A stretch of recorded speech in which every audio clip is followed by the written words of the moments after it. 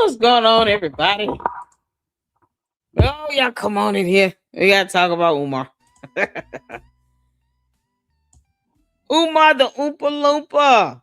It's got a class action lawsuit filed against him. And y'all know I've been looking for it. Good evening, everyone. It's the day after Christmas. Happy holidays to all of you. I hope you guys have had a fantastic week, a fantastic Christmas.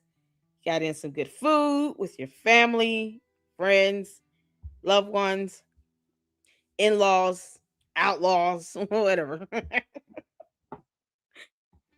It is time to talk about Umar, the Oompa Loompa. Umar, you clown.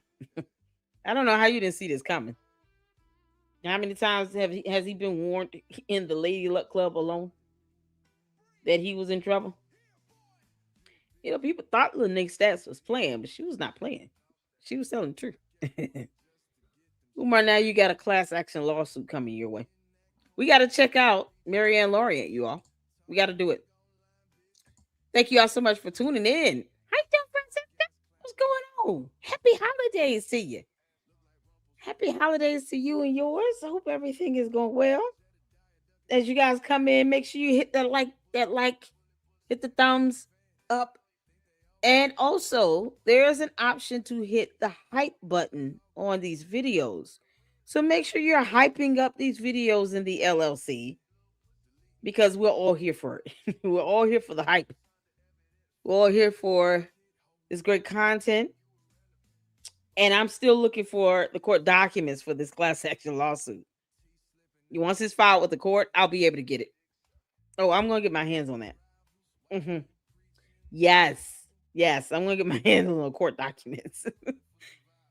It's not even, you can't even have those court documents, under seal or anything. I'll be able to get it before he even puts in a motion for it. Umar, you got it coming. They're going to tear your ass up in court, bro. Oh, Umar's going to get mollywopped in court. Oh, what's going on, y'all? I hope y'all are having a good one. Couldn't happen to a better person. We're so happy. What's going on? You doing, honey? Oompa Loompa doopity dee. Marianne, a message waiting for thee. Okay. Oompa Loompa doopity doo. Going for butt cheek isn't good for you. Oh, Umar. You clown. Oh, man. As soon as they say, where is the money? Show us the money. We want to see receipts. We want to see the ledger. His ass is going to stand there and try to talk his way out of this. I'm going to tell you exactly how this is going to go. So, they're going to go to court. Umar's the defendant. He's going to get in there. And then when he's given opportunity to say something, he's going to talk about, all these people are saying all these mean things about me online, Your Honor. Social media is just such a poison now. All they do is talk about me. Oh, people harassing me. Oh, they're slandering me. Sir, can you define the word slander? What does that mean to you? That's where he's going to mess up. Because words matter here, Umar. I don't know. Him and Candace is like sister and brother right now. It's insane. And they're tearing up social media with their buffoonery. Umar had this coming for years. How long he's been raising money for a school he never intended on opening? Not even 2 buildings, just one. And he couldn't even get that delivered. So he had this coming. After a while, you asking people to hit the Cash App. Yeah, that's a price to pay for that, Umar. I can't just ask people to hit my Cash App and, I'm not even delivering good content here. They're going to be like, what the hell are you asking us for money for, girl? They're like, we're not giving you a dime until you show us a court document or something. You got to deliver. He can't deliver on his end what he said he would deliver. And he's still asking money for it. No. Nobody owe him shit. No one owes Umar Johnson a thing. Jermaine Shoemake, whatever alias you want to pick by the time you're ready to go to court. I guarantee you all he's going to be trying to get people to call him by his birth name. Your Honor, I prefer to be called Jermaine Shoemake. I don't care what you prefer to be called. You're here in this lawsuit today. And we're at the phase where it's time for you to hand over discovery. He's going to be so screwed. Umar, I'm reporting on everything that happens in that damn courtroom, you clown. Just so you know, as soon as those court documents are filed, y'all, we're reading everything. We're reading everything. Everything. Oh, it's gonna be so bad for him. He's like, this lady like club, putting her in all the books of Negroes, all of them. Your Honor, this lady keeps reporting on this case. Is there any way to seal it? No. Because Umar's an idiot, so he doesn't know how court works either. Oh, he's gonna be so mad. Y'all, this is just absolutely exciting. All right, let's get some comments in. Y'all hit that like button coming in. Come on in here, hit that like button. We got to talk about Umar being sued. They got served some court documents of some sort or a complaint. He was served something. I expect to be able to find this on a, court docket somewhere. We're gonna get it. Trust me on that. I'm gonna get that. Child, there's no way that's gonna be hidden. Oh Lord, y'all come on in and hit the like button. Thank you so much, Francisca. I appreciate you. Marianne had a few messages for the Oompa Loompa. Oh yeah, we're about to check out her video. Because we're here for this all day. I do know Lennon went live. Yeah, here because of reasons. I know. I was on Lennon's live. Is he still live? That's all right, y'all. We still go live. Lennon can pull an audience, but we still gotta go live. Shout out to Lennon on him. Fantastic. I appreciate the information he has certainly sent me. Especially the deeds. The deeds, because Umar's name's not on it. It's not. He can't even prove that he's affiliated with this LLC registration. Umar, you're gonna have to do that in court. more than likely, you won't be able to do that unless you try to do it the last minute. Lady Luck Clubs, I need to put my name on the bread. Okay, yeah, we have to do that. Yeah. Then he'll just do it because I said it. Because he actually wants to be connected to all of this. Because when it comes down to it, Umar doesn't want to pay the bills. He knows that he will be ultimately responsible for the bills, especially if his name is on stuff. That's why he wants to get 2 and 3 different wives, like, a cult leader, because he wants them to be responsible for everything. He does not want to be responsible for anything. Umar doesn't even want to have to pay mortgage for a household, because he doesn't. He's a bum. He wants to live off of everybody else. So it comes down to where, all of that comes to an end, Umar. Living up there with your mom and no one knows what's going on with her. We still can't get proof of life. All of these things are going to run ahead. And at some point, the police are going to be able to gain entry into that house. See what's going on with your mother. So that her other children can find out what's going on with her and her grandchildren. Because you don't dictate and control somebody's life. That's not how this works. But since he wants to believe that, then he'll find out the hard way. Umar, you're going to find out a lot of things the hard way.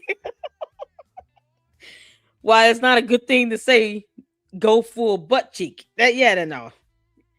Oh, grown men should not be saying that. It just, come on.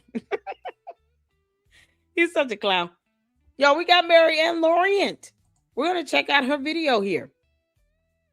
And she speaks on this class action lawsuit from the donors, to which this girl in there got on my nerve. Really? I'm sorry, Tavares. How you doing, honey? Shout out to my moms. I appreciate you guys for being in here as well and for tuning in. Tavares said this girl got on my nerve. Oh no. Oh man. Some Afro punk girl. She's childish. Yeah, you get a lot of this these people that try to cover up for Umar, because he's still a big grown man filled with, pork rinds and little Debbie snack cakes. But he's over 50 and they still try to make excuses for him. Like we want to hear that. We don't want to hear that BS. I have to see it like this. If these people aren't paying my bills, I don't care what they think or how they feel. Because when Umar goes to court, guess what? They can't represent him. They're not attorneys either. So, they do all this lip service online. It is what it is. But when it comes down to it, and they stand before a judge in a court of law, same thing that, I say about the Candy ass cult members with Candace Owens. When she goes to court, none of those people are going to be in there representing her. They did take nothing. So it's kind of like the same thing with the Umar Tardians. They dictate nothing. Because when it comes out to it, he's got to stand before this judge. And he's not even going to have two words to say to defend himself. He won't even have evidence to produce. Because Umar, you don't. Not now they're going to have to get all these so-called PayPal transactions pulled because you don't want to produce this stuff on your own. It's going to be awesome. I'm ready to see the ledger. Umar, we're ready to see exactly where that money went once it went to some bank account of yours you claim was frozen. Yeah, we're ready to see how that money was spent. The Umar Tardians won't be able to cover that up. So they can run lip service all over social media. That's all they can do. Thank God. That's all they can do. But, you know, they're just running interference for somebody that could care less about them. That's what's so crazy. If you talk bad about Umar, then he sees you as the enemy. It's so funny. Thought I was victim blaming me, which I wasn't. Ciao. Uh, Let me see. Okay. Oh yeah, no. The Umar Tardis is just as bad. Then she got mad when I corrected her about Islam being a religion in some African countries. Very childish. I like her better anyway. I like your better anyway. It's all good. What's going on, Caleb? I appreciate you all. It's December the 26th. Lord knows y'all can be doing any and everything else. You guys choose to hang out with me here in the LLC. And I appreciate all of you for it. Y'all ready to get started? Make sure y'all hit the like button. Tell me the number like you are, like Caleb did. He's like number 4. Hit that like button. Pork rinds. Yep, little Debbie snack cakes. Could anyone think he would settle outside court? Umar has done that with Marianne Lorient. And I think more so because he knew he would not be able to prove his case at all. He knew he wouldn't be able to prove it. So I'll say this. If he does try to settle, um because would he be smart enough to try to do a motion to dismiss first? That's my thing. And then you talking about a class action. Yeah, he would have to go and debunk every single co-plaintiff's, you know, claim. Like he would have to try to show how the complaint overall should be dismissed on legal grounds. And then what would those legal grounds be? So especially when you're talking about someone just showing proof of how they're spending some money while the school isn't open. Questions that people have been asking him for years. I think he'll try to settle if it means not having all that discovery. But then will he be able to pay it? That's another question. He doesn't have any money. Umar's broke. So unless he's going to go to all these Umar Tardians and have them continue to pay his legal fees, if he feels like he's got that fallback cushion and he's got people that are still willing to kiss the ground he walks on and give him money to help him with these settlement fees, I just, I don't foresee him really. If he settles, he's not gonna be able to pay it because he'll have to come up with all that money. Because you imagine how much that settlement would be. Oh, it's gonna be epic. Yeah, that's why we got to get the court documents. I really want to see this. It's gonna be something else. What's going on? It's fine. Hello, I'm here because of reasons. Yeah. Once upon a time, Oompa Loompa was born. His name was Jermaine Shoemake, and then he turned to Umar Johnson. He lied about a school for 15 years, collected money, and left many people in tears. And now they're suing his ass in the court of law. And the one thing they'll be asking is, "Show us the money, y'all." And here we are today. So off the top of the dome, I tried to do my best nursery rhyme. There we go. Thank y'all so much for tuning in. Let's get to it. We're gonna go ahead and get started with Mary Ann Lorian. Shout out to her. Oh, did y'all enjoy my Dr. Seuss rhyme? This is the best I could do. I just got to watching the Grinch. Oh man. Thank y'all so much for tuning in. We're gonna get going. So Mary Ann Lorian did a video, and we are here for it. And so we're going to go through this. Thank you all so much for your support. Make sure you hit that like button as you come in. Put a one in the chat where you can see and hear. Let's get to it. Good evening, my YouTube family. Happy holiday. I think I shared with you guys, this is one of my favorite time of This the is as loud year. as I can get it. I'm just in a delightful mood at all time. I love the holiday. My roast is cooked and the table's set. And before attending Christmas Eve service, I said, let me come and make this video. Um, the legal paperwork came today. All participants received their paperwork, and I'm not gonna lie, I'm elated. This is one of the greatest gifts um, I wasn't anticipating. Um, Before I continue, I'm going to say thank you for all of you who gave me birthday wishes. Greatly appreciated, meant the world to me. Thank you, thank you. I had a great celebration. It's just the month of December has just been amazing, and it's coming to a close. I like to take time and kind of regroup, reflect on the passing year, and plan what's to come for the new year. So I'm wishing you all a happy, happy holiday.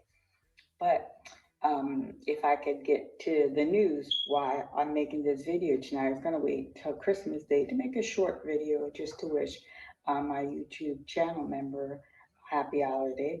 But the fact that the paperwork came today, I thought it was befitted Hold up the to give the paperwork. news real time. Um, all the participants, like I said, um, received the notice today.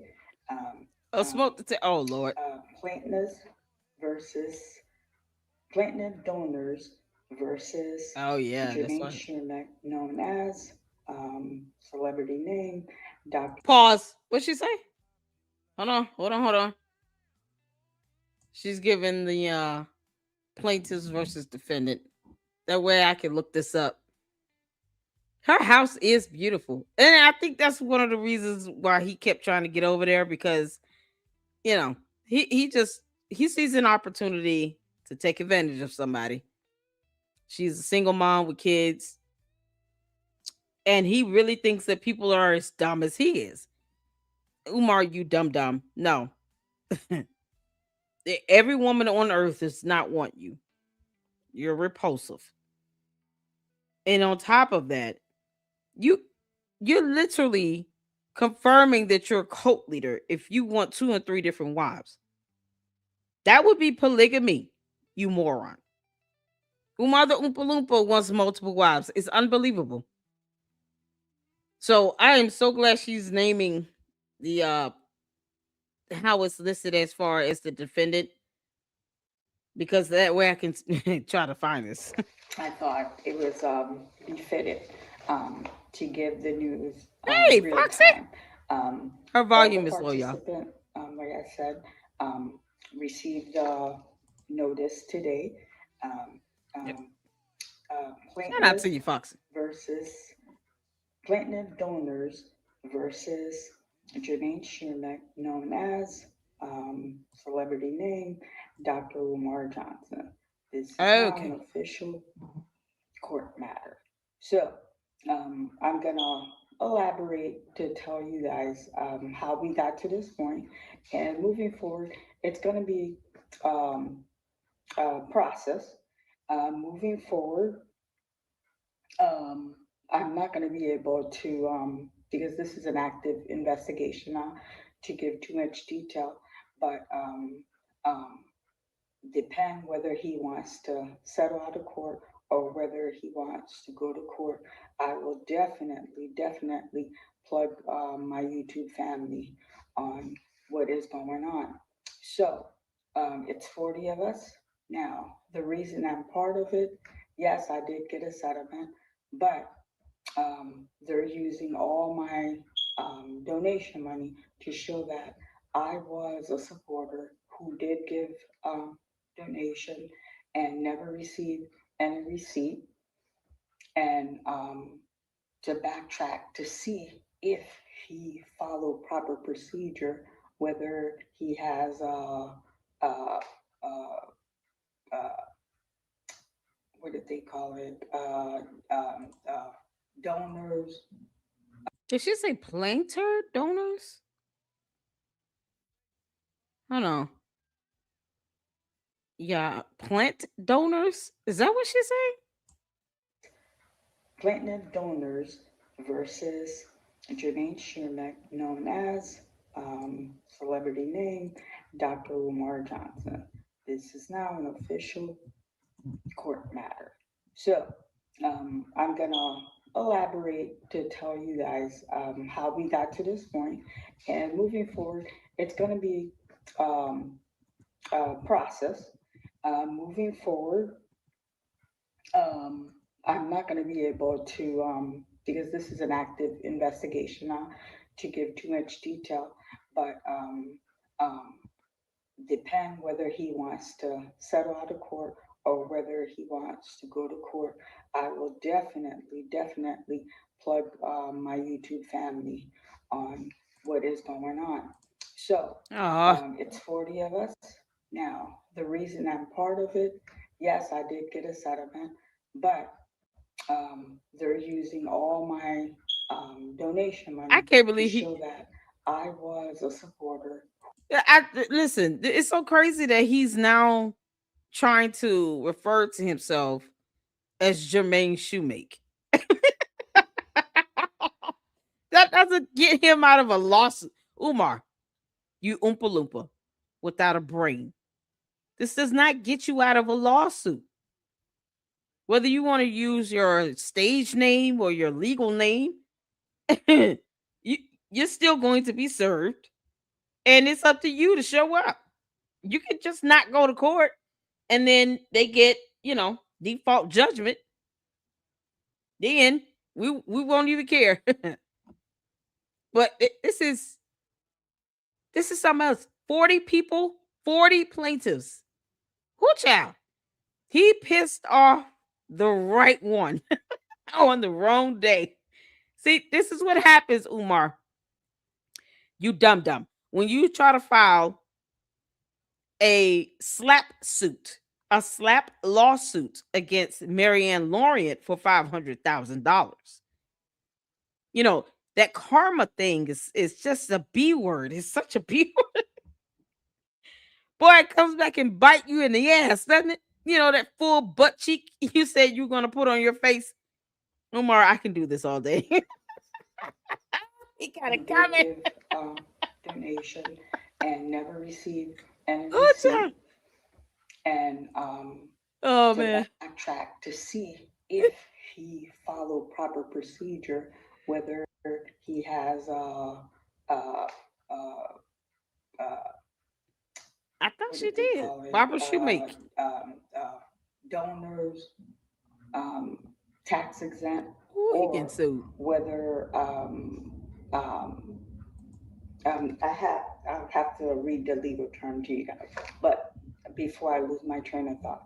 So it's to show that she was a donor. She gave this money. Here are all her cashier check.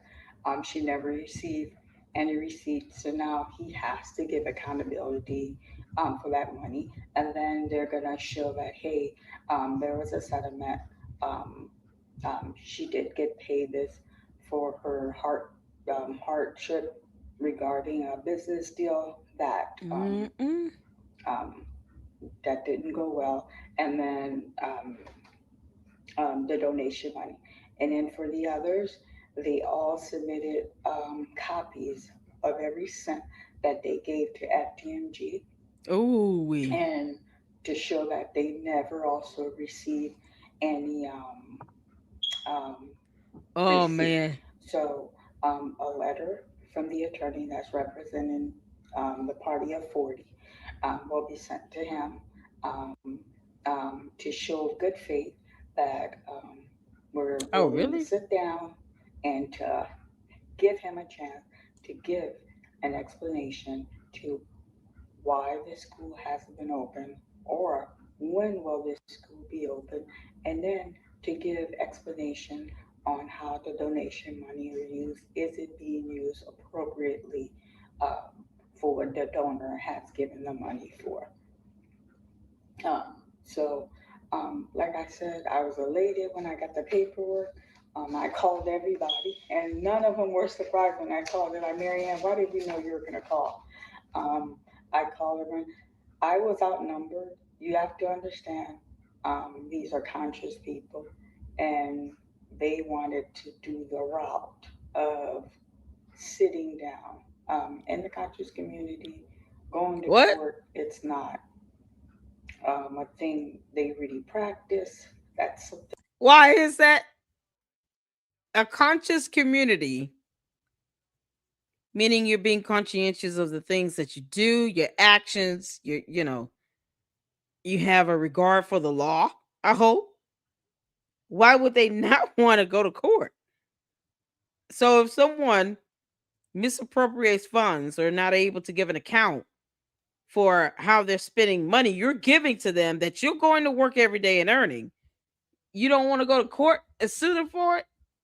Because how else do you get somebody like an Umar Johnson to show you a ledger, whether it's coming from a PayPal or Cash App or wherever? Like, how is that supposed to go? Because he's certainly not doing it on his own. I think we can all see that. So they don't believe in courts. Is that what I'm to understand out of this? I'm seriously asking here because I don't fathom, like, this is why he's been doing what he's been doing for so long. I've never given him any money, so I can't speak for him taking advantage of me financially, but I see he's taking advantage of others, and he tries to rope people into his personal affairs by getting into these relationships with women he feels have some financial benefit. There's some sort of, you know, compensation that they can bring to the table. He pursues women based on what they can provide to him. And he said it a few times when he talks about, I need a woman that I can be with that can hold me down, and, that she can keep things under wraps and all, because he wants to have multiple women. Keep things under wraps and be able to, when things get tough, she can take over. I can put things in her name. He literally said this. So he'll get all kinds of loans and credit cards in your name and tear up your credit, create all this debt, and then expect you to pay it because somehow that's you supporting him. No, that's called You're looking at these women like your mama, and that's not what they are. They didn't give birth to you. That's called him avoiding, responsibility. That's how he picked people in his life. It's so crazy. So I'm just curious to know why the conscious community does not want to pursue a matter in court.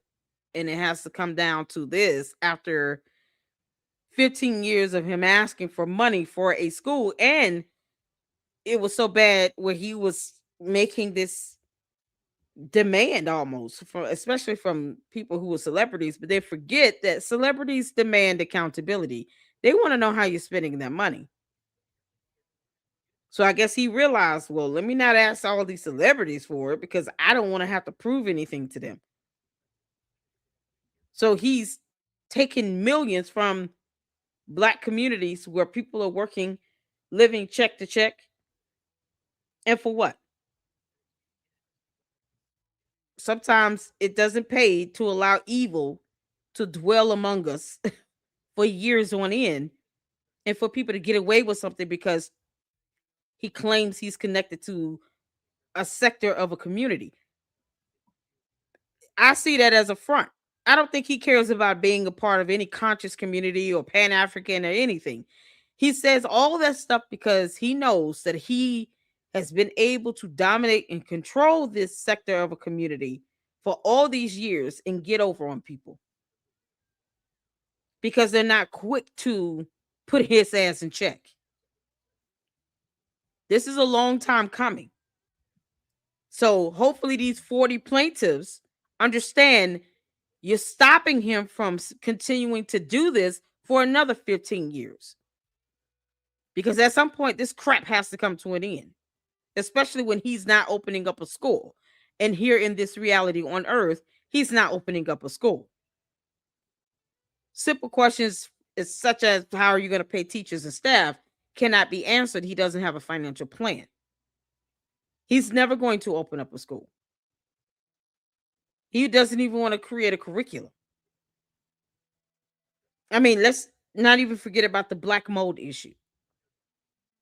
So there's nothing else to lose but more people losing their hard-earned money if he's not forced to have to go through this legal process and forced to have to surrender over discovery, compel it out of his ass.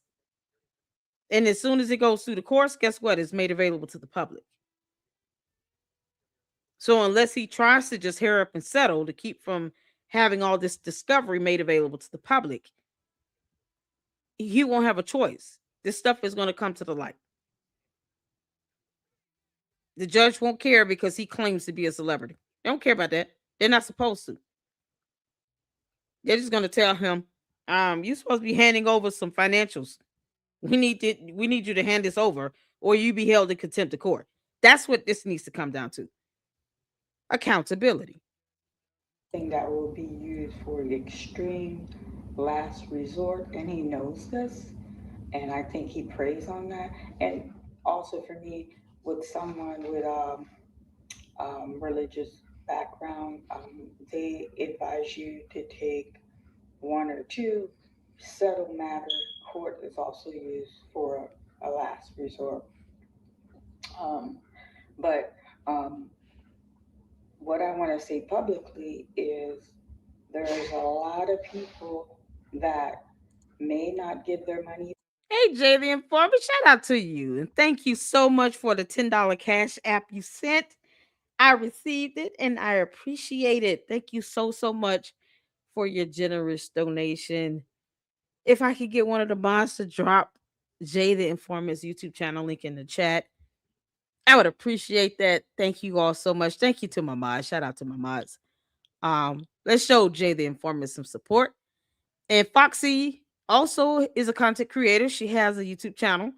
So Foxy, feel free to drop your YouTube channel link. S Files also has a YouTube channel. So you guys make sure you are supporting my fantastic mods here in the LLC. You guys, please drop your links to your YouTube channel links, YouTube channels. Drop those links so that people can go out and show you all some support. and check out your great content. Thank you all so much for tuning in. Hit that like button. Let's get back to it. That, but I'm glad that I was able to retrieve mine and help um, a select few to get their money back and to stop him um, from preying on the community, from preying on black folks, period. Um, this shenanigan coming to an end. So I'm glad I'm able to make a difference. So I don't know if I should say this, but so me, I footed the legal bill family and I didn't flinch. Um, when the settlement is um, settled, when they give everybody their money, legal fee will be taken out equally from everyone and I will be reimbursed. Like I said, I didn't flinch. There's Um, nothing wrong with saying that. I was happy Thank you, to Tavares. be able to be in a position to give that legal fee swiftly because Thank you, Foxy. this was an injustice and you can't be silent in the face of injustice, you know. So Yep. we all got the paperwork. Um, um, As he just like to do. Yeah. he should receive his, um, from what I understand, he should get his copy um, at the beginning of the new year. But I also wanted to read the process, what they did with us. Okay, so when they started with us, they held meeting with all of us, and the step was like to Let's speed up start just a little bit. collecting evidence, Hey, which Ralph meant Mars. we were all supposed to retrieve, like, get every single proof of money that went, and then their legal team, they got Fantastic. obtained a lot of videos of him saying the school's going to be open, school's going to be open, but the school has never been open. That's also an evidence to see why um, he's saying the school hasn't been open. So, and they sent this to us. Let me read it on for you guys. I'm sorry, I should be a little bit more prepared. Our job is to solve this case. You all have submitted the proper document of what happened, what each party contributed to the known school at PMG, putting the information in the hands of people who can investigate and who can bring appropriate prosecution. It is Mm-hmm. advised to not reach out to the, we're not allowed to reach out to Umar. Um, um, Umar, no one wants to reach out to your dumb ass anyway. I can assure you, they don't want to reach out to you at this point. And no, you keep your Umar Tardians under wraps. We don't care about them throwing temper tantrums on your behalf. You don't pay their bills, and they're paying yours. I guess indirectly, but they can keep that temper tantrum and their BS over there where they are, because what they don't do is pay everybody else's bills either. Like it's ridiculous. No one is gonna reach out to him. This sounds like an investigation. Um, and I'm just trying to figure out if it's with a specific agency, if this is maybe with the IRS as well, that could lead to a class action. I'm just trying to make sure I'm hearing what I'm hearing correctly so I know what to look up. Because I really want to see this complaint. once we receive our letter, none of us are to be in There's got to be communication with something. him. This is an active Maybe the investigation, IRS. and I Hopefully, think it's the IRS. in the mediation process, um, I don't know if Media he'll break us differences. a group or if it'll be all of us. Um, he will have a due process where he will give it a chance to explain what is the process. Why hasn't this school come to fruition? How is the donors' money being used? In other words, they're gonna invest. Every state has um, a BCI team that will invest if there's fraud within that state. So they're going to do some thorough investigation to see if what he's doing is legit or if this is fraud. Yes, family. Um, you know, I'm just happy I was in a position we were able to do this, to bring this thing to a closing, to bring someone who's preying on the community to an end. And then out of all the donors, there's one person we tried to include, but they kind of reject her out. This is the woman that I was stating. Um, she didn't fit the criteria, so they claim. But they said she could get an attorney, and the reason she didn't fit the criteria, they call it a romantic encounter. She did give him access to her bank account, where I shared in the last video where he took What? that $6,000. Um, so they reject her. Wait a minute. Wait a minute. Did she say witches? Oh no. What did you say? They call it a romantic encounter. She did They who? give him access to her bank account, where I shared in the last video where he What? took that $6,000. Did I miss a video? Maybe I'm missing a video. Because you can't make this up. I'm missing a video. She said in the previous video, somebody gave him. Wait a minute. You can't make this up. What video is that?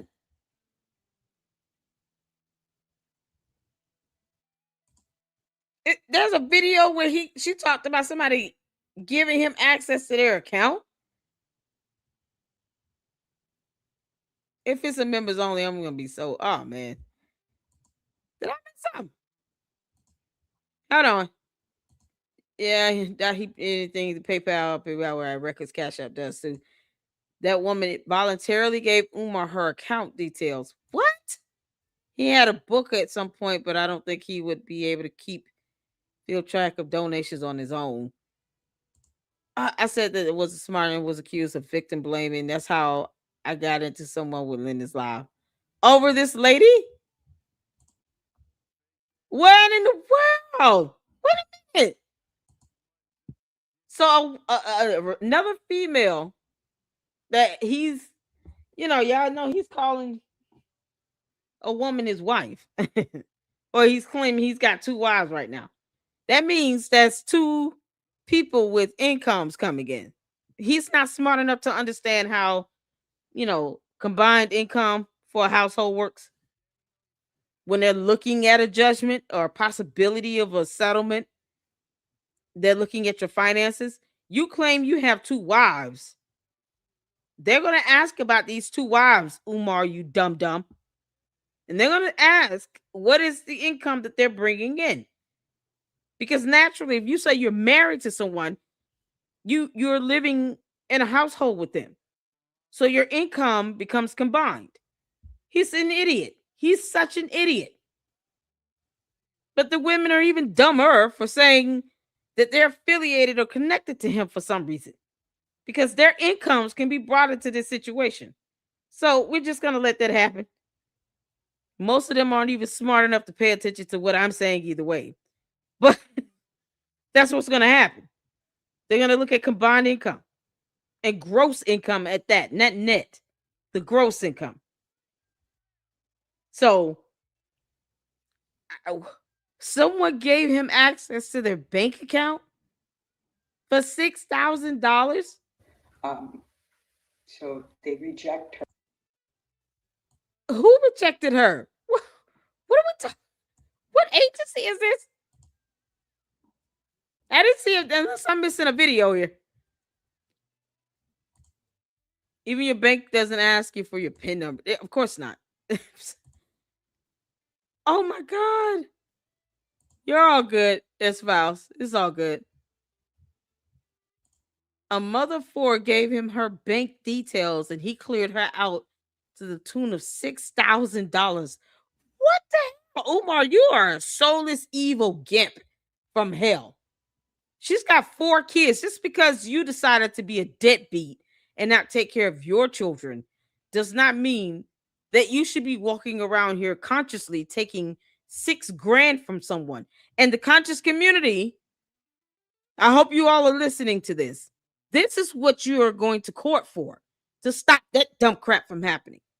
Because he's not making the conscientious decision to not do these dumb things that are evil and vile. Yes, there are women out here that are just, brainless enough to sit here and fall for Umar Johnson, an unemployed clown that claims to be the greatest speaker of all times when his dissertation is absolute garbage from the pits of hell. That's neither here nor there. You're welcome for that, by the way. Umar, I'm going to get every dissertation you claim to have graduated from, whatever school you claim to have graduated from. I'm going to keep getting them because no smart person would write that dissertation. Your dissertation was absolute garbage. But the conscientious community needs to remember this when you're going through this process and think about this woman who is still lost $6,000 to this idiot that he obviously has no intentions on reimbursing. 6 grand, and she's got 4 kids. I'm sorry, just I don't care about any consciousness if you don't want to see him. Like if this is what we're trying to avoid having him held accountable for, why did she give him access to her They account? kind of Oh reject God, her out. This is the woman that I was dear Lord, stating. Um, she didn't fit the criteria, so they claim. But they said she could get an attorney, and the they reason she would didn't have fit to the be friends. criteria, they call it a romantic encounter.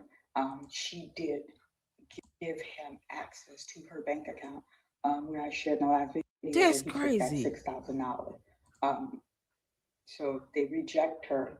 Um, my heart really hurt for her. When I shared with you guys, Wait, so they who rejected her? Who rejected her? The attorneys? I don't think an attorney would reject that type of complaint because what if it's a love scam? He was going around here trying to charge women $500 to go on a damn date with his dumbass. What if it was a love scam? That's very well possible. There are plenty of case law where women were beguiled. Yeah, they were they were scammed, flat out. Romance scam. I mean, it's as simple as that. What if it was a romance scam? Or maybe he told her he was going to pay her the money back. I don't know. Who is this lady? And who rejected her? call it a romantic and do Because I mean, I would whether call that he's a doing is romance scam. legit or this is fraud. So, yes, family, um, This is crazy. you know, Beguiled. There you go. I'm Thank just you. happy I was in a position we were able to do this, to bring this thing to a closing, to bring someone who's preying on the community to an end. And then out of Wow. all the donor, there's one person we tried to include, but they kind of reject her out. This is the woman that I was stating. Wow. Um, she didn't fit the criteria, so they claim. But they said she could get an attorney, and the reason she didn't fit the criteria, they call it a romantic encounter. She did give him access to her bank account, where I shared in the last video where he took that $6,000. Um, so they reject her. Um, my heart really hurt for her.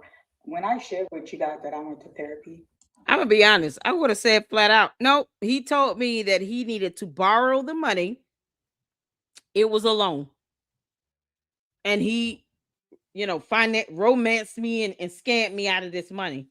He told me he was gonna give me, some assistance with my kids. They're on IP plans with their schools, whatever needs to be said, because it's gonna come down to her word versus his. Unless she's got something where he signed and agreed to this being either a loan or a gift, it was a loan. And he ended up romance scamming me out of this money. He used the idea of a relationship and claimed that he was courting me to take $6,000 out my damn savings account, knowing I have 4 kids. That's exactly how that should have been reported. You can't make this stuff up. This is so evil. She's young. Oh my God. And if she's young and impressionable, first off, I would just, listen, don't have more kids than you can afford. I'm just going to be flat out honest with that. People don't like to hear my direct, candid truth telling, but it's the only thing I know how to do. Don't have more kids than you can afford. 4 kids is that's a good handful of kids there. And if she's really young, he took it. He saw an opportunity to take advantage too. She probably never had someone as well known as him. And where are the kids' fathers? Like, it's just, so many questions linger in my mind. But I would just report that as a romance scam. Period. It would be just as simple as that. Oh, he wants to sit here and play this dumbass game. Well, two can play that. Um, it was a romance scam. He conned me out of 6 grand from my savings, and I have 4 kids I'm taking care of as a single parent, and it was a loan. He said he was going to pay me back. See how that goes, Umar? You clown. That's how she should have reported it. She owes him nothing else. Oh my God. Thing is, even if they win, what does Umar have? They would get anything. I think it's just a matter of, at this point, even if they get discovery out of it, I think it's a matter of just getting whatever he tries to claim as a defense on record, and to get discovery to see what's going on with the money. Because yeah, Marianne Lorient, she's gonna get her money back. But see, you see how fast he was willing, even though he filed a lawsuit against her, a slap suit at that, for $500,000, because he actually thought he was gonna get that type of money when he wasn't. But the penalty and the consequences for going through that particular lawsuit was greater than he even calculated. Because see, the judge could have sanctioned him and his attorneys to the point where the attorneys would have been more so, if nothing less, reprimanded by the judge for even trying to defend that BS. You send, you come to court, you send the slap suit to this court for $500,000. The amount was just inconceivable for someone like Marianne Lorient. We're not talking about Steven Spielberg here. Why would you sue someone for $500,000? And she's working a regular job. She has kids. She's a single parent. Why would you do that? She's an independent filmmaker. This film, she only spent like 80 some $1,000 on that film, Awakening. So why would he turn around and sue her for 500 grand? It's so ridiculous. But see, he did that to try to punish her, to be vindictive. And the court doesn't like it when you waste their time and file frivolous petitions in bad faith. And Umar did not want to get to the discovery phase, because just as much as he would have been able to ask about her financials for that type of lawsuit, she would have been able to ask about his. And he didn't want to give up that discovery. So It's rare you see a plaintiff reach out to the defendant to say, "We're trying to settle with you." But that's exactly what happened because he knew that lawsuit was some bullshit. And he knew he did not want to go to discovery. He knew it. He would have had to pay her attorney's fees. He would have lost like hell. His attorneys would have been scolded. And they definitely would have been set back even further because she could have, demanded a lot more. If they would have went through a full trial and a hearing and all these things, she would have been able to get, Marianne would have gotten back a whole lot more money. And he knew he couldn't afford to pay her all that money. I'm still wondering, he was able to give her $68,000. You can imagine all the donation dollars that went into that. But that's what it would come down to. Let's say, they get the discovery and they end up settling. He's still going to have to come up with whatever money is ordered for him to pay in the judgment.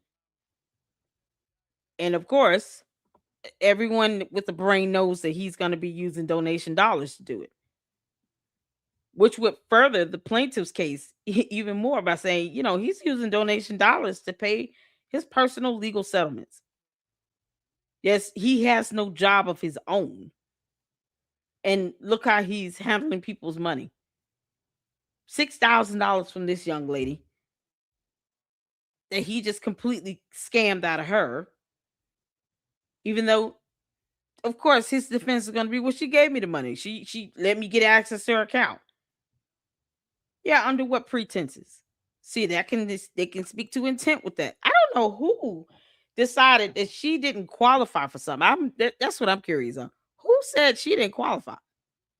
I don't know if it was a date. Ugh. Yeah, if you can believe this, Tavares, there are women that still want to date Umar. God, it's so gross. It's like saying I want to go out on a date with the boogeyman. God.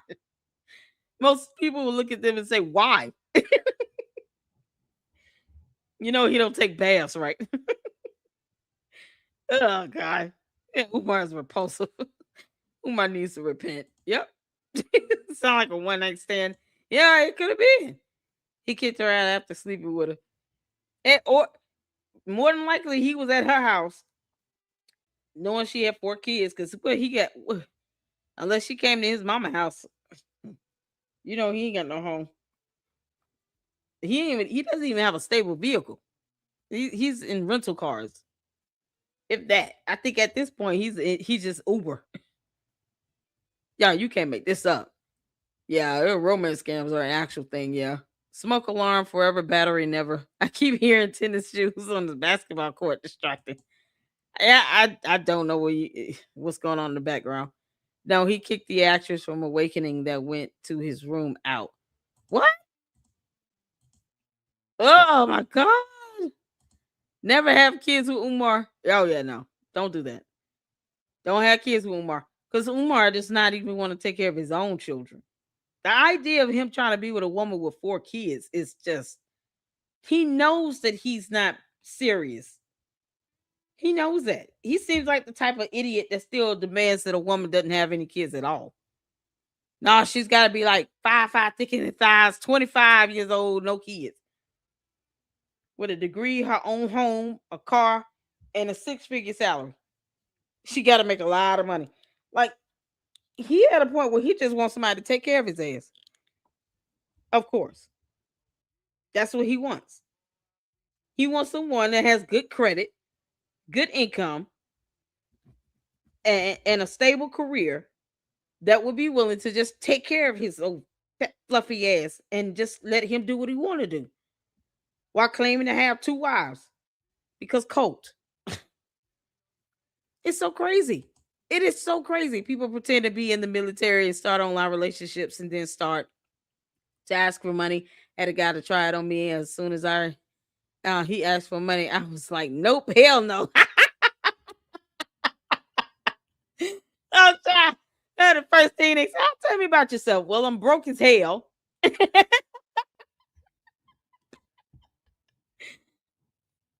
have two kids, and I love my babies dearly. And you will never become before my kids. How about that? Yeah, once you say you're broke as hell, that's if it's a scammer, they're gonna just be like, all right, well, I'm going the other way. Oh, you have no money. I have none. Bye. You can't make this up. Yeah, that's a starter.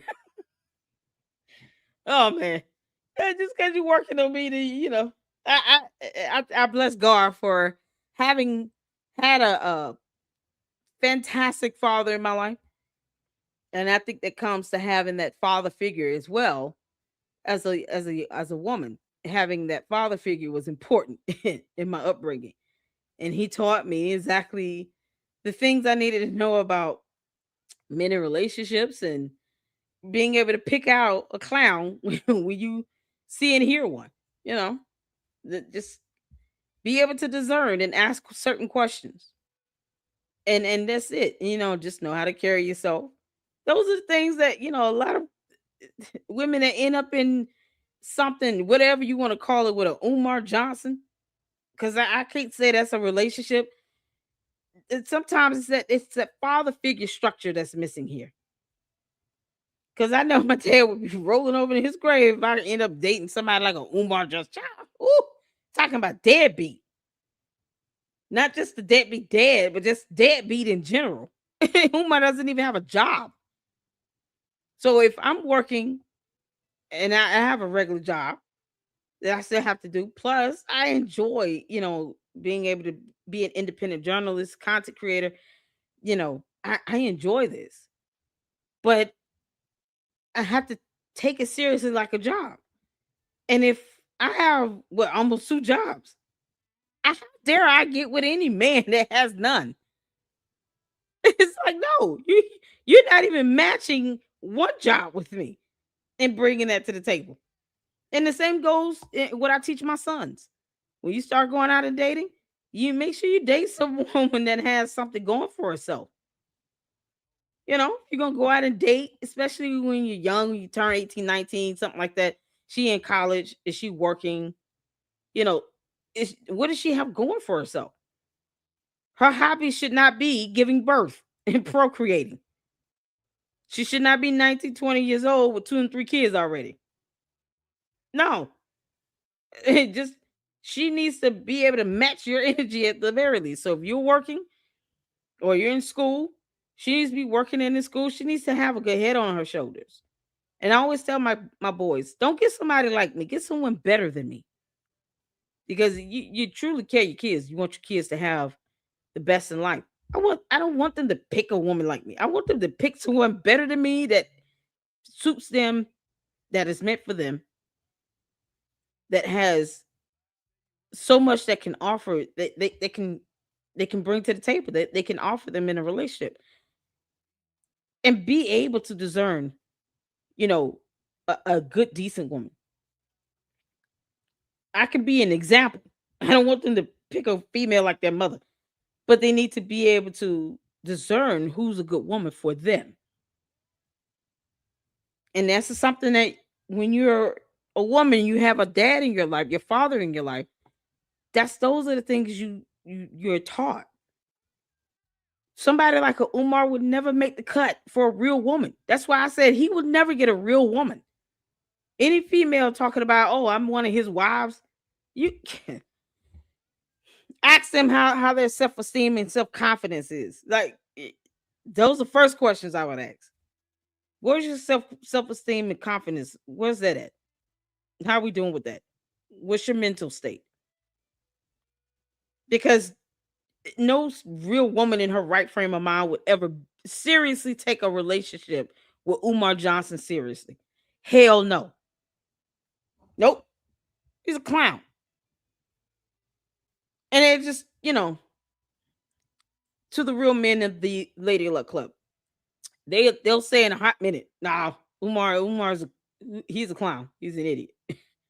No one you should ever take seriously. They'll tell you in the chat.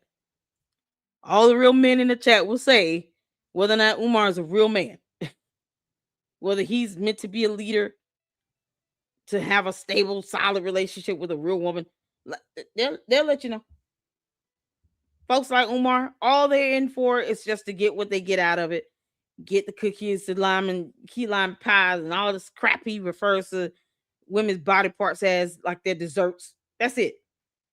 And whatever financials they can offer him. That's that's what he sees women as. A come up. So a real woman would never take his ass seriously. Nope. Will never even give him the time of day. He's not even worth a walk in the park because you can't trust that he's not trying to get the Hyde Park so he can shave his face to look like a full butt cheek. You can't even trust that Umar is doing the right thing at Hyde Park. You can't do that. It's funny you say that, real men. See through men with a slick tongue like Umar. Exactly. Oh, that's how my father was turban. Yeah, one of them slick oil salesman type guys. You might want to stay away from that. Where they just coming at you like, oh baby, they tell you all the stuff you want to hear, but they don't bring anything to the table what you need. They don't even tell you what you need to know. They just tell you what you want to hear. That's what Umar does. Black queens forever. Snow bunnies never. You know how many black women start, oh, you're such a champion. You love black women. Oh. And then look how he treats the black women he's had kids with. Look how he dogs out his children's mother. I barely hear from these women. Have y'all ever heard from the mother of his children, like consistently online on social media? Every day, every other day, every time they talk, they're dogging him out. I have yet to see content from any of his children's mothers where they're just online all the time dogging him out. If they respond, he had it coming. But I barely hear that. I barely see that. It's so crazy. And you got women that they think nothing is wrong with that. Him dogging out his daughter's mother or being a horrible father to his own daughters. And they see nothing wrong with that because they probably are missing that father figure in their lives. And they have no idea what a good guy looks like because the first example that they should have had was there. It was not there. It was absent. It's that and it comes down to that. So when I hear Umar saying dumb like, "Oh, black queens forever, snow bunnies never," that doesn't faze me. Like, God, please, I just roll my eyes. Who you think he fooling? If anything, he's lying because he knows deep down he's not picky. Umar would date a white woman just like he would an Asian, a Latino, or anybody. He it doesn't matter to him. Yeah, you barely have to. You have to question if it's an actual woman or a transgender woman.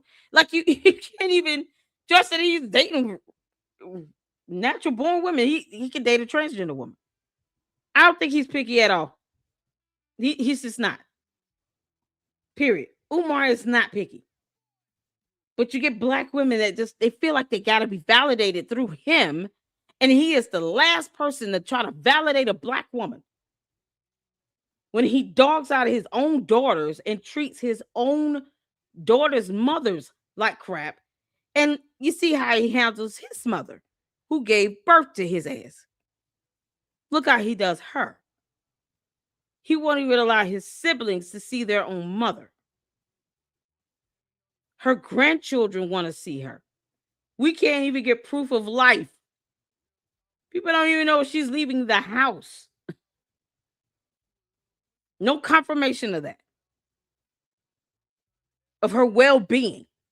And those same dumb women find it a problem that people are concerned about his mother.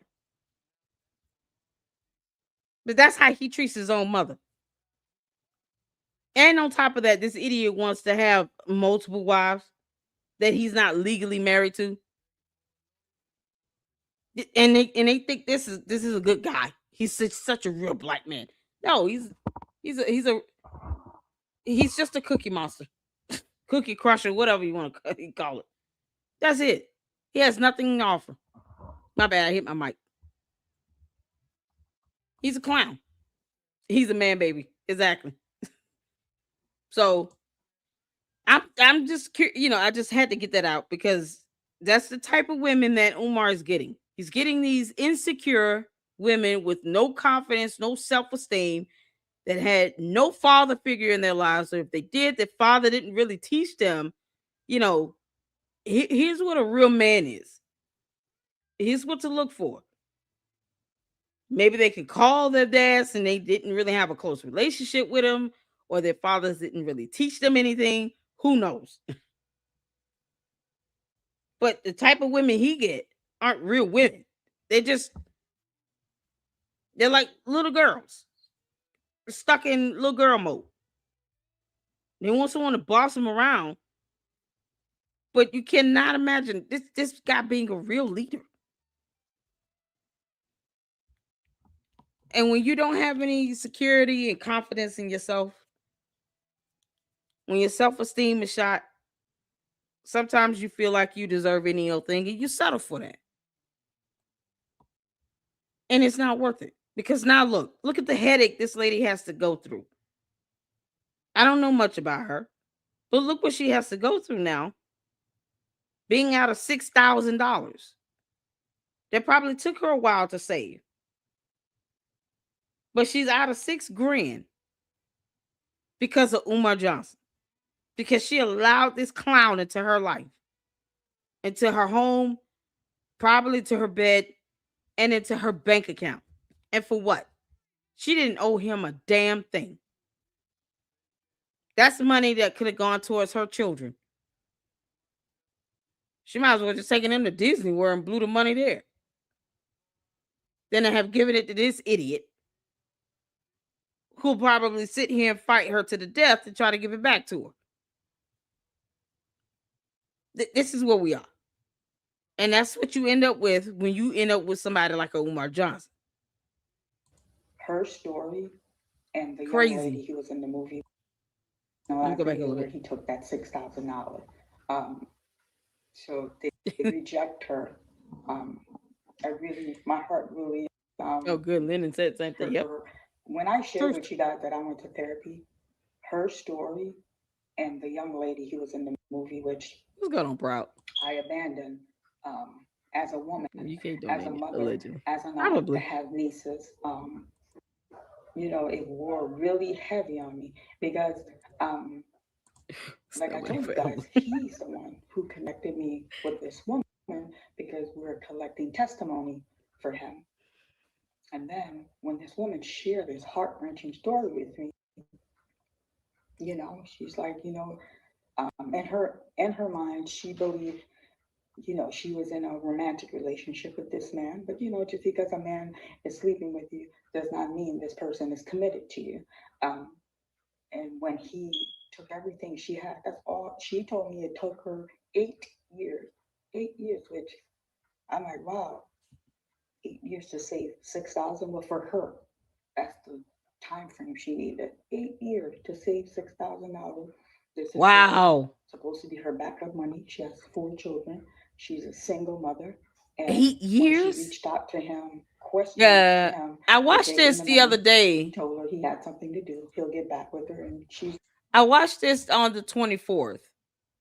Um, but there's certain parts that I'm being reminded of. Let me put it like that. That I forgot about. Especially the smoke detector. What? Y'all, I didn't pay attention to the smoke detector at all. I'm gonna be honest. I did not notice the smoke detector was beeping. I gotta be honest with you. And I was watching this in between doing other things. So, I was listening to it in the background because this was on the 24th. So this was Christmas Eve. So yeah, I did see it on the because I think that's when she posted it. But I did not notice the smoke detector. To me, some people just kind of pick up on that. I just, I don't know. Maybe it's because I watch a ton of videos sometimes, and certain things just You become numb to those noises. It doesn't bother me as much as it does everybody else. I like the big clock in the background. Me too. It's a beautiful clock. She has a beautiful home. Yeah, you're hearing the smoke detector. I know. Yeah, I can't talk because when it comes to my smoke detector, I'm short, so mine's is too high up and I can't reach it. So I have to have have somebody come out and at least help me take it down, change the batteries, and put it back up. I can't even do it my own. So when my smoke detector goes out, yeah, I'm the same. It takes a minute for me to get that changed out. Don't laugh at me. I can't reach it, even with a step stool. I have to have a high ladder, and there's no way I'm gonna climb a high ladder. I'm not doing it. So I have to have somebody come and do it. And it might not always be right away when I want it. You can't make this up. But yeah, it's so weird.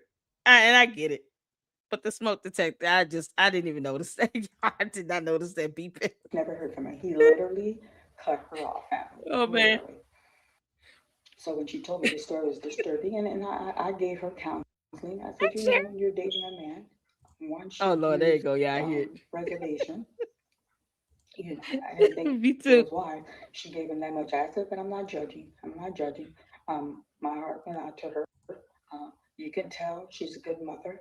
And then before I had issue with him, it troubled my soul so much. I reached out to him. I said, hey, this isn't right. And when I brought the situation to his attention, all he could do is degrade the woman. Oh, you know, you just don't know how many women are in line to be my wife. She's What? just mad because I didn't choose her. I said, but we're not focusing on that. We're focusing on that. She said you went in her account and you took $6,000 that she didn't give you permission to touch. Wait You know a what? minute. That's not Okay, so did she give him access to it or not? Because if she didn't, that's theft. That is theft. The hell? Hell no. I don't care if you claim to be dating somebody or not. That does not give you the automatic right, and we're not married, for you to just go in my account. What am I hearing? she said you went in her account and you took six thousand You dollars. can't make this up. My heart went out to her. You can tell she's a good mother. And then before I had issue with him, it troubled my soul so much. I This reached is out to crazy. him. I said, hey, this isn't right.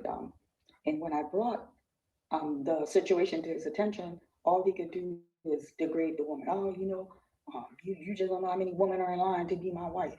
She's just mad because I didn't choose her. I said, well, we're not. Omar, no one is mad or hating you. You're just an idiot. You're just a fat idiot with no brain. You Oompa Loompa. Filled with little Debbie snack cakes, pork rinds, hog mugs, and pig feet. No one is degrading you, you clown. It's insane as to why he felt the need to just go. If he went into her account and did not get permission, that is not a romantic encounter. That is theft. He stole that money. To his attention, all he could do is degrade the woman. Oh, you know, you just don't know how many women are in line to be my wife. She's just mad because I Who didn't gives a choose her. damn? I said, well, we're not focusing on that. In line to be my wife, you clown. Who cares about them low self-esteem women? What does that have to do with the $6,000 you took out of her account? I'm confused. I'm just confused. That's theft. He went into her bank account without her permission, took the money out. That's theft. Yeah, Mimo understands. That's theft. This is crazy. I had the audacity of you to tell me what to do on my channel. And I'm gonna say it as loud as I can. That is called theft. That's theft by taking. He didn't get any permission. That's what that is. That's how that should be investigated. And I would have left it just as that. No, he stole it out of my account. I don't care what he think he has with his big ass gut. He stole that money out of my account. I didn't give him permission. Especially if he didn't even consider himself to be a boyfriend or anything. I don't know. Then he really stole it. What makes him any different than some stranger off the street? You can't make this up. It's theft.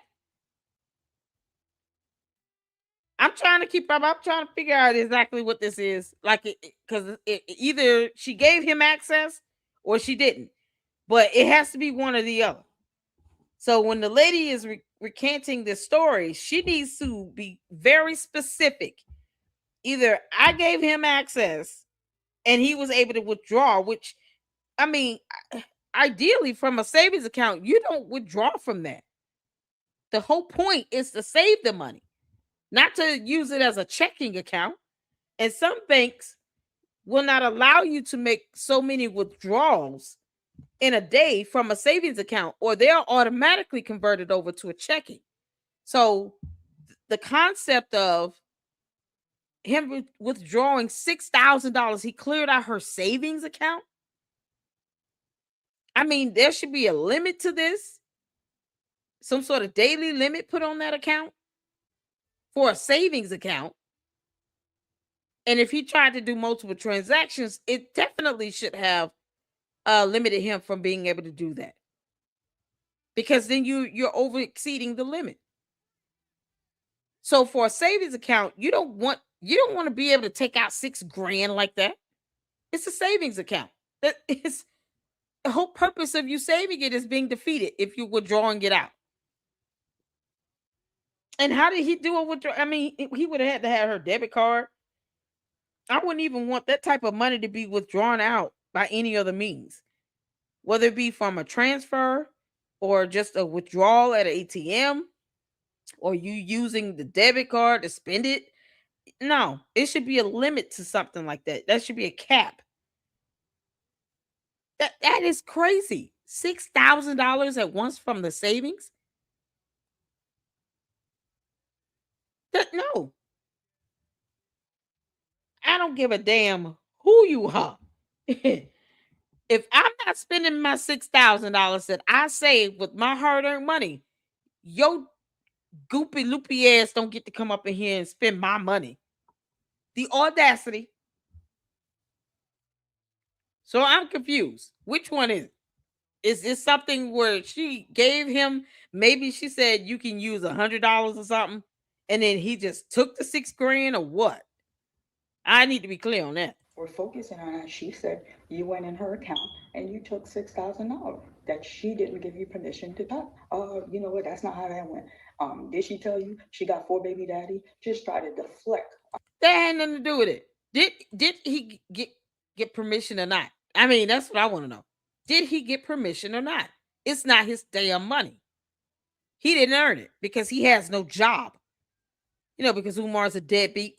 The situation to his attention, all he could do is degrade the woman. Oh, you just don't know how many women are in line to be my wife. She just mad because I didn't choose her. I Let said, anybody run we're over not here and come tell focusing me on what to that. do on my channel. We're Chapel. focusing on that.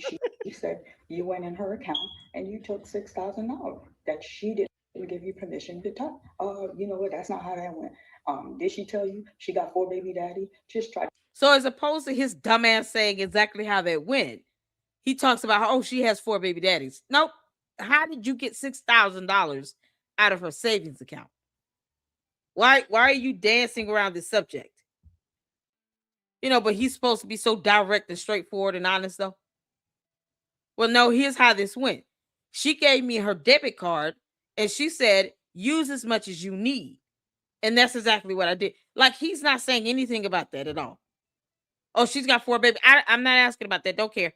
It has nothing to do with her saving $6,000. To deflect the situation. I don't care if she had 10 baby daddies. The point is, she was adamant she did not give you permission to go in her account and withdraw that money, and you did. And I felt at that time I could have done a little bit more, but I'm not going to I say. would have asked her what type of account, like what bank do you bank with? Because there's got to be some policies or some regulations in place to where a savings account should not be treated like a checking account. So there needs to be a withdrawal limit per day or a set number of transactions. Maybe you don't hit, let's say it's $500 limit. Maybe you don't hit that. But if you do more than 4 or 5 transactions in a month, we convert this over to a checking account, because the whole point is that you're saving the money, not using it like it's a checking account. It's not, it might as well be a checking account because you're getting some sort of ROI from a savings account. So the percentage that you get back for having that money sit there is a lot higher than a regular standard checking account. So that's why certain banks, they won't even let you utilize or do some more than 3 to 5 transactions a month from that savings. So how did he take this money? Because then she could say, well, my bank doesn't even allow me to do more than 5 transactions a month. Let's say it's Wells Fargo, whatever their policy is with how you're to maintain a savings account. If I were her, I would come from that angle and lean on those bank policies to help prove he went and took that money out without my permission. I can't even do that. My bank would have converted this to a checking account. So for him to do that, he did this without my permission. And here's exactly how he circumvented the process with the bank. There's another angle here. Because, of course, he's not going to tell on himself, especially when he knows he already looks like a soulless gift from hell. Like, I just, I would find it hard to believe someone gave him access to $6,000 like that if it took her that long to save up for it. 4 baby daddies, 2 baby daddies, 8 baby daddies. I don't give a damn. It's her money. She worked hard for it. She earned it. However, she got the money is hers, not his. But if she gave him just free access to the account and just said, here's a card, have fun, that's gonna mess that up. Man, I would have, oh Lord. She should have never said, she should have just said it was a romance scam. He conned me out of my money. He took it out of my account. Then, and here's the banking policies and procedures as to why I would never ever allow him or even myself to go in and just clear out my savings account. Why the hell would I do that after 8 years of saving? It's insane. This is insane. Sit here and lie. I just saw him like some kind of That's crazy. figure, leader, and I kind of fell back. He's like, you mingling what you don't need to be Exactly. mingling. She's not what you think she is. No, he's not what we think he is. And then the young lady from my It's the movie, Oompa Loompa. um, I told you guys that he put her out and I left her and I really troubled my soul, but I never really went into detail. I'm going to publicly tell the entire story. So the casting agent called me. It was a midday. I was at the studio, Okay, are we and talking she's about the like, same woman? Marianne, Let me go back a little bit. I'm not going to sit here know that she didn't give you permission to talk. You know what? That's not how that went.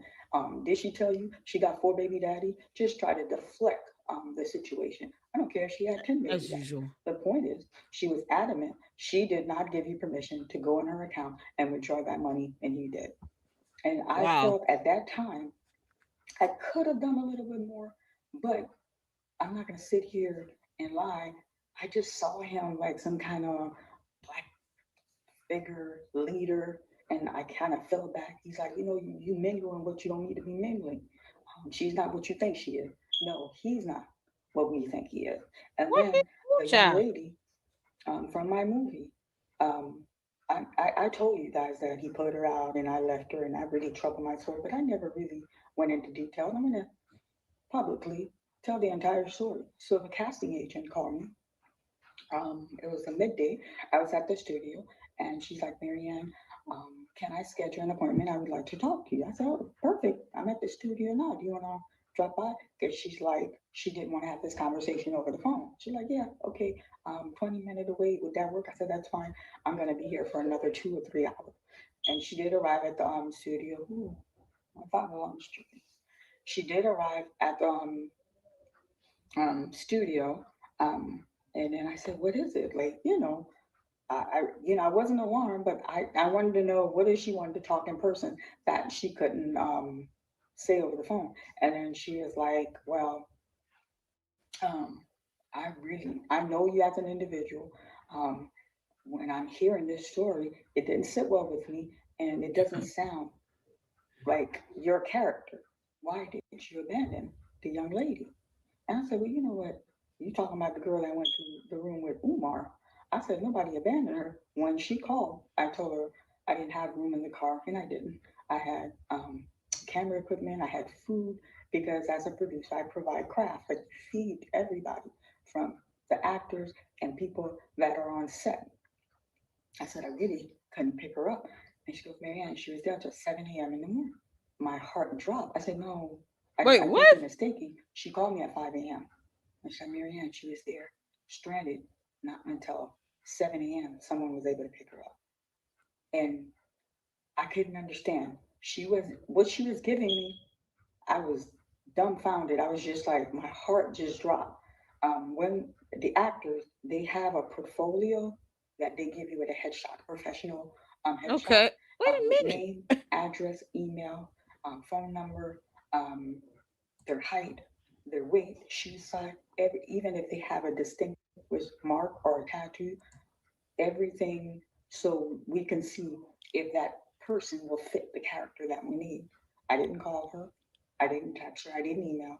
I did get in my car. I didn't even finish what I had to do at the studio. After I finished talking to her, I said, I'm going to touch base with her and I will follow up with you.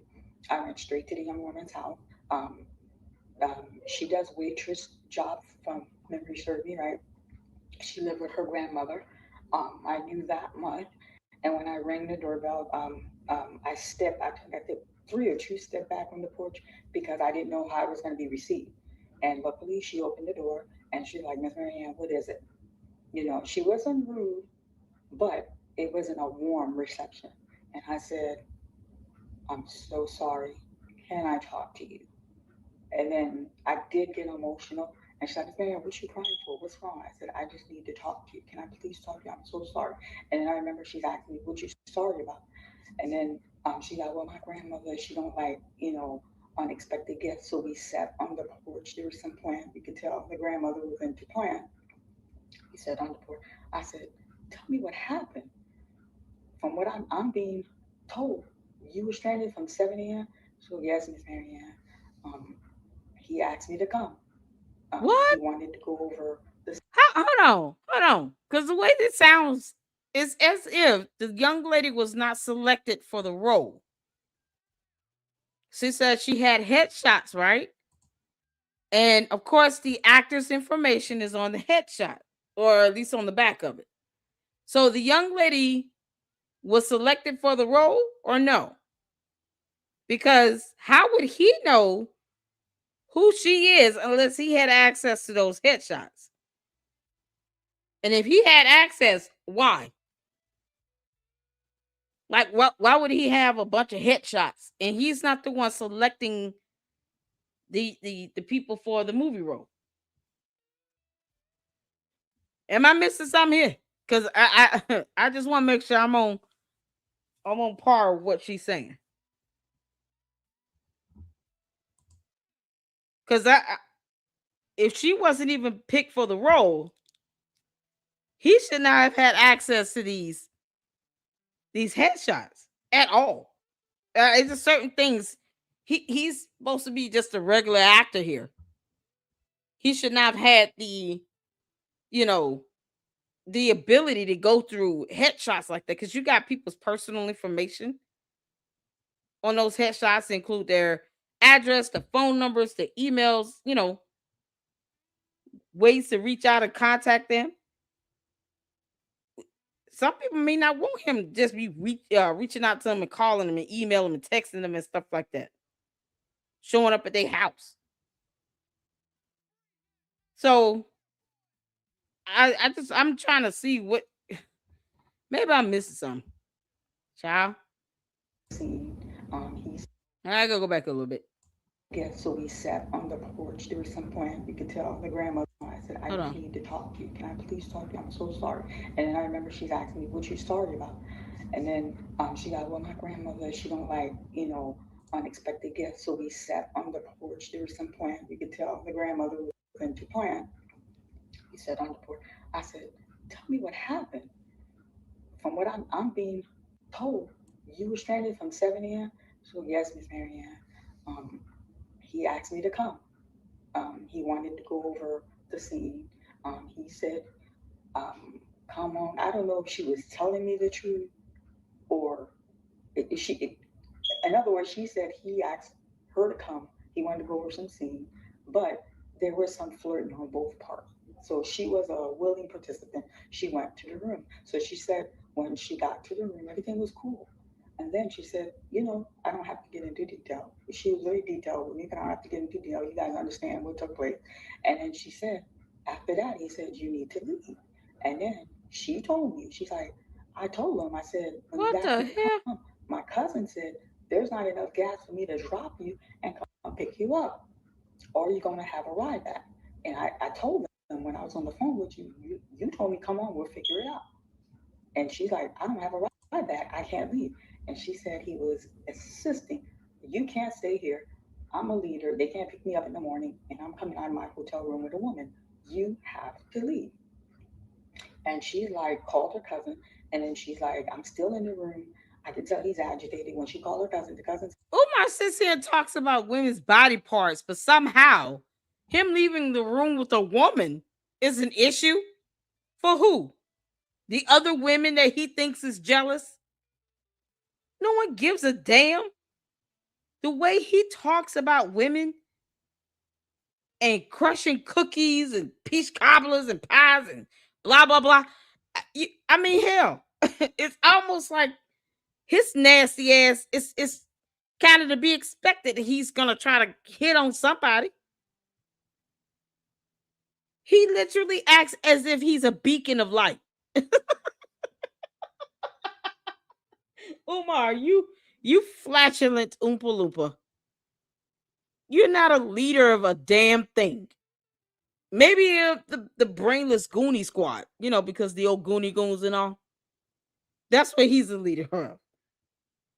The old Goonie goons that sit here and do his bidding. His cult, the Umar Tardians, that's pretty much all you're the leader of. And those people just blindly worship him and they just kiss the ground he walks on. So they don't care what he does. So once again, we arrive at the point where why does it matter? Now he's trying to come off like he's celibate. Get the F out of here. He's talking about having multiple wives. the I the irony of this. And he's got a woman that says, I've got 4 kids.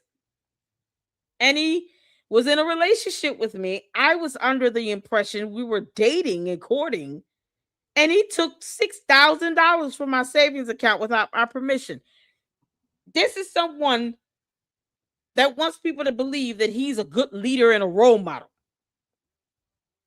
But yet he's lied about opening a school for boys for 15 years and then had the audacity to say he wants to cuddle with these little boys by the fireside while they're wearing their little suits. Or that he's going to be checking kids' underwear to make sure that they have on fresh drawers. You can't make this stuff up. But no, no, no, no. Leaving the hotel room with a woman, it might piss off everybody at Hyde Park. Oh, we're just waiting on Umar to just turn his face into a full butt cheek at this point. I You told can't you I make didn't this have stuff enough up. gas to come pick you up. Have him call Dear you an Lord. Uber or have him figure how you're getting back here. I can't come and get you. Now I want you guys to understand. I live on the west side. She lived on Oh the my east side. God. Most of my cast and actors were east siders. So I lived on the west side. The guy who I chose to drive Umar around, he was a west sider. So I selected a hotel on the west side of town. The producer on the west side, the person chauffeuring him is also on the west side of town. So that's a 45-minute give and take traffic, 45-minute west to east. So this girl told her there's no gas money to come pick her up. So she told me it got escalated, the tension between her and Umar. And then she's like, Miss Marianne, when he was telling me I gotta go, I was like, yo, he's tripping. And then she, she's she got some gum. She go, I'm not leaving. I'm staying, and I'm gonna leave with you in the morning because we're going at the same place. I'm part of the scene. She told me she literally had a Okay, so struggle she with was him. selected. He picked her up, opened his hotel room, and put her out. She What? fought. She's like, I fought, but I couldn't overpower him. He overpowered me. He put me out. So when he put her out and locked the door, this girl, she told me she started banging on the door, kicking the door, using profanity. And I guess she said she didn't know um, if it's the room to the right, room to the left, but apparently they called the front desk, and front desk came, and they're like, "What is the problem?" She's like, "I'm staying here. He put me out." They're like, "Are you a registered guest to the room?" She goes, "No, it's his room, but he invited me here. I don't have a way home. I need to get back in the room." They're like, "It's his room. If he doesn't want you in there, You he can't has a make right that to sound. ask you to leave. So now you're disturbing other guests. So we're asking you to please leave. And if you don't leave, we're going to call the authorities and have you removed from the premises." You can't, man. You can't make this dumb shit up. So the driver, okay. Worst case scenario, Umar, the Oompa Loompa, who claims to like women, could have easily just had the driver wait for him while he allows this young lady to get herself together and be able to leave the room at a separate time. They didn't have to leave at the same time. But to physically pick her up and to put her out the room, where's the hotel camera footage for that? Because I know this got recorded on the camera. There cameras in the hotel.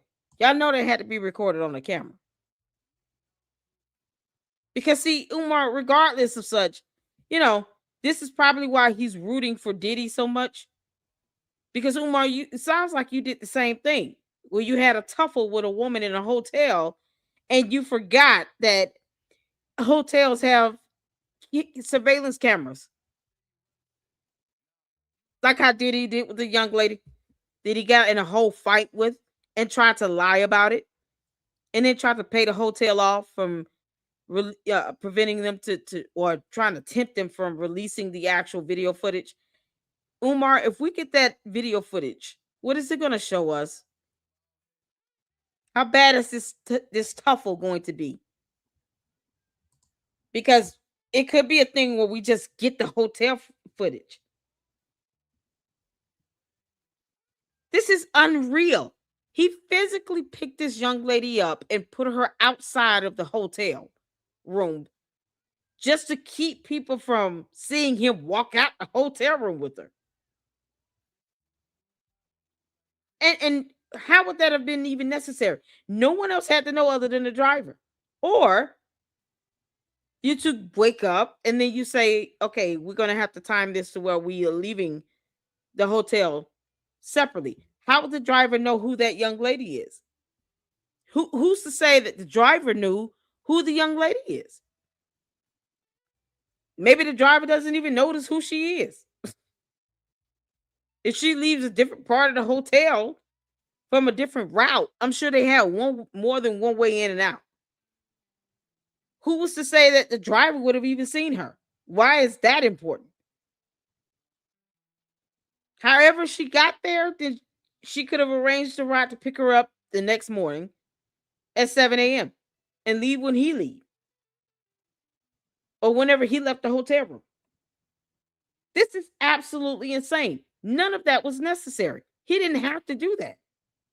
I don't think the driver would have given two craps if he would have seen her come out of the hotel room with Umar. But there could have been a way for them to avoid the driver seeing both of them together if that's the case.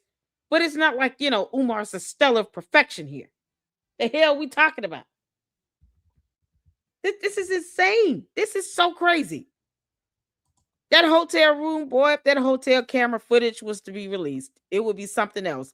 And then all of this would be for nothing because people will still see how horrible and how much of a dipshit Umar really is either way. The door. This girl, she told me she started banging He on the picked door. her up and put her out the room. God. So I selected a hotel on the west side of town. The producer on the west side, the person chauffeuring him Oh my is God. also on the west side of town. So that's a 45-minute give and take traffic, 45 minute west to east. So this girl told her there's no gas money to come pick her up. So she told me it got escalated, the tension between her and Umar. And then she's like, Miss Marianne, when he was telling me I gotta go, I was like, yo, he's tripping. And then she, she's, she got some gump. She goes, I'm not leaving. I'm staying, and I'm gonna leave with you in the morning because we're going at the same place. I'm part of the scene. She told me she literally had a struggle with him. He picked her up, opened his hotel room, and put her out. She fought. She's like, I This is fought, but I crazy. couldn't overpower him. He overpowered me. He put me out. So when he It put is her out hard to and locked the watch. door, this girl, she told me she started banging on the door, kicking the door, using profanity. And I guess she said she didn't know um, if it's the room to the right, room to the left, but apparently they called the front desk, and front desk came, and they're like, "What is the problem?" She's like, "I'm staying here. He put me out." They're like, "Are you a registered guest to the room?" She goes, "No, it's his room, but he invited me over here. I don't have a way home. I need to get back in the room." They're like, "It's his room. If he doesn't want you in there, he has a right to ask you to leave. So now you're disturbing other guests. So we're asking you to please leave. And if you don't leave, we're going to call the authorities and have you removed from the premises." And then when she realized these people were tripping, she told me she went to sit in the lobby. But because she caused so much of a commotion, they're like, "No, we don't even want you in the lobby. We want you off the premises." And then she said when they put her out, it was 4 o'clock when Umar put her out the room. So she's calling, she called her the dude she talked to. She called a certain amount of people, but there was no one who was able to come through. So she told me by 5 o'clock, she kind of ran out of people to call. So she called me Oh my god. to ask me to come get her. And I told you guys I was under a lot of stress. That doesn't excuse what I did, but I kind of It's like was angry with her because when she told me she was in Umar's room, I'm like, who told you to go to that man's room? And first of all, I want everybody to maintain a professional decorum. I just, I thought like that was reckless on her part going to this man's room. He's here for 3 days. I'm trying to get this movie done. I didn't want any issues, family, because I'm juggling so much. So I left her and I said, well, after you left me, why didn't you call again? Like I don't understand seven. So she said when she called her cousin, she started crying. She goes, Miss Marianne said no, she's not picking me up. Miss Marianne hung up the phone on me. I never shared that with you guys, but yeah, I told her I'm not coming. I did. I just kind of abruptly hung up the phone with her. I abruptly ended the conversation. So she said when she's crying, her cousin said, "Well, I'm gonna see what I can do, but you just gonna have to sit and sit tight and let me figure it out." And when she told me this is why I had to get therapy because of her and that mother of four. She said, my cousin had to go to this dude, oh, Miss Marianne, he wanted head just to give her $20. Another woman what? had to do, Stop it! had I to, say. Wait a minute. What? How? Where's the story? Hold on. Let me sit up. Where is this story going? Oh my god! So the girl that was in the film gets physically put out of the hotel, which was more than likely captured on a hotel security camera footage. It was captured on the camera. It these hotels have they have cameras installed, so that was definitely picked up on a hotel camera, surveillance camera. She gets physically put out of the room because he overpowered her, not because she didn't put up a fight. So you can imagine what that tuffle looked like. And then she calls her cousin, and then the cousin says, "All right, let me figure something out." And she had to do something to a man to get $20. Oh my god! And no, we can't gloss over the fact that Marianne just admitted that she hung up the phone on her, or it was abrupt hung up. sit tight and let me figure it out. And when she This told is me, crazy. this is why I had to get therapy because of her and that mother of four. Oh my She god. said, my cousin had to go to this dude, oh, Miss Marianne, he wanted head just to give her Hey, $20. Oompa. Another woman had to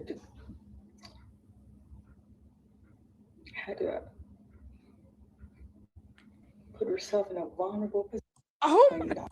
God. Crying, Oh her my cousin, God. she's not picking me up. Miss Marianne hung up the phone on me. I never shared that with you guys, but yeah, I told her I'm not coming. I did. I just kind of abruptly This hung is up the phone with her. crazy. I abruptly ended the conversation. So she said when she's crying, her cousin said, "Well, I'm gonna see what I can do, but you just gonna have to sit and sit tight and let me figure it out." And Oh when my she God. told me this is why I Oh. had to get therapy because of her and that mother of four.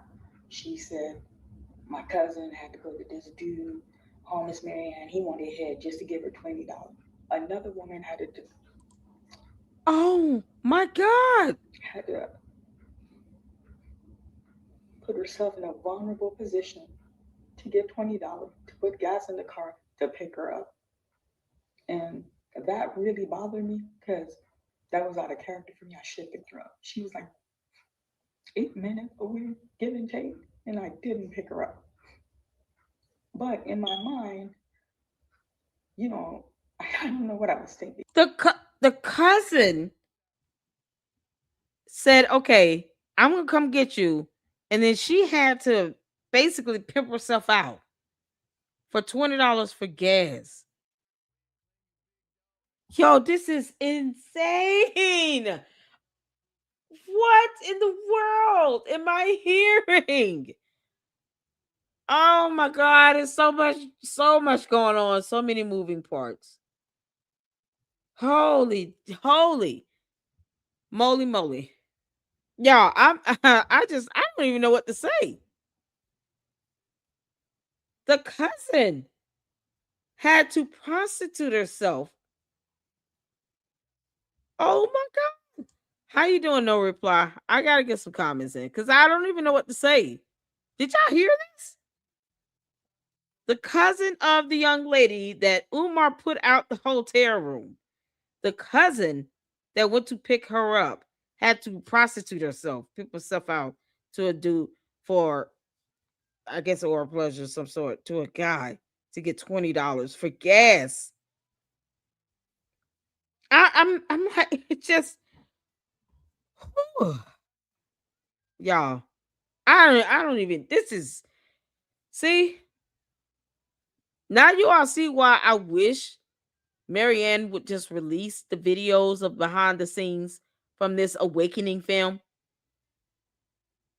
Like, can you imagine like this young lady behind the scenes doing a video diary of some sort and saying this is the story of the night she had with Umar, where the hotel staff had her leave the property. So who knows where she was? I don't think Marianne said where the young lady went after they told her, the hotel staff told her she had to leave.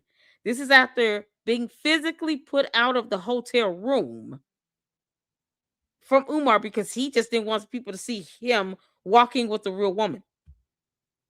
But he'll go to Hyde Park though. He'll take his black ass up there. But he don't want to see anybody. He don't want anybody to see him walk out of a hotel room with a woman because reasons. Despite how he talks about women in several videos. So I'm sure they put up a good little fight, and she went kicking and yelling and using profanity and was loud. And the neighbors in the hotel room, other residents, called the staff. They came up, told her she had to leave, not just sit in the lobby. She had to leave the hotel. So who knows where she went? And her cousin, who had to prostitute herself to get $20 for gas, came and picked her up. 2 hours later, this is crazy. Oh my goodness. What's going on? No reply. I hope LLC you're having a great Friday. I am. I hope you guys are having a great night as well. This is something else. This is something else. Oh my goodness. You got the mother of four who lost the 6 grand. This is insane. This is y'all. Umar's being sued. It's a long time coming.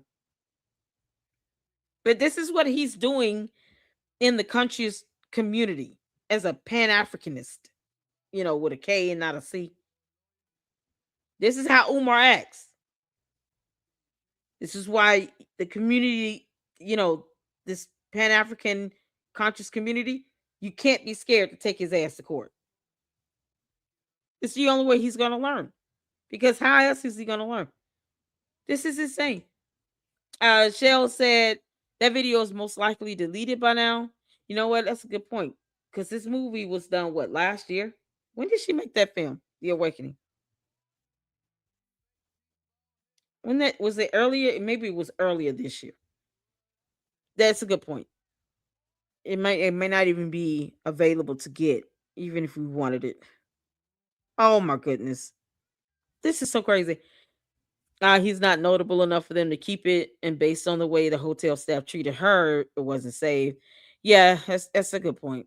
Oh my god. I don't even know what hotel. Did she ever say the name of the hotel? This is crazy. A twist indeed. This is so crazy.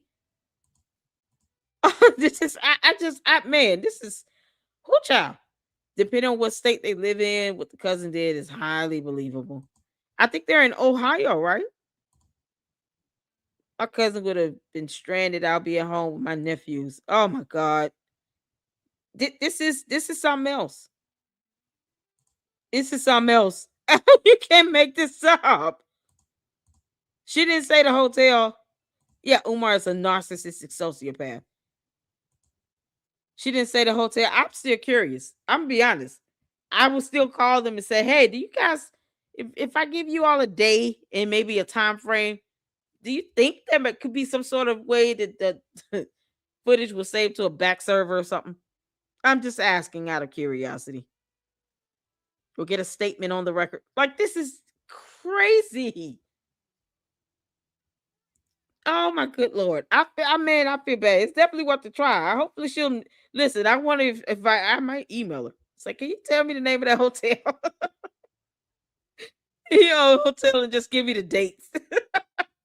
This is crazy. I want to verify. I want to speak to the front hotel staff.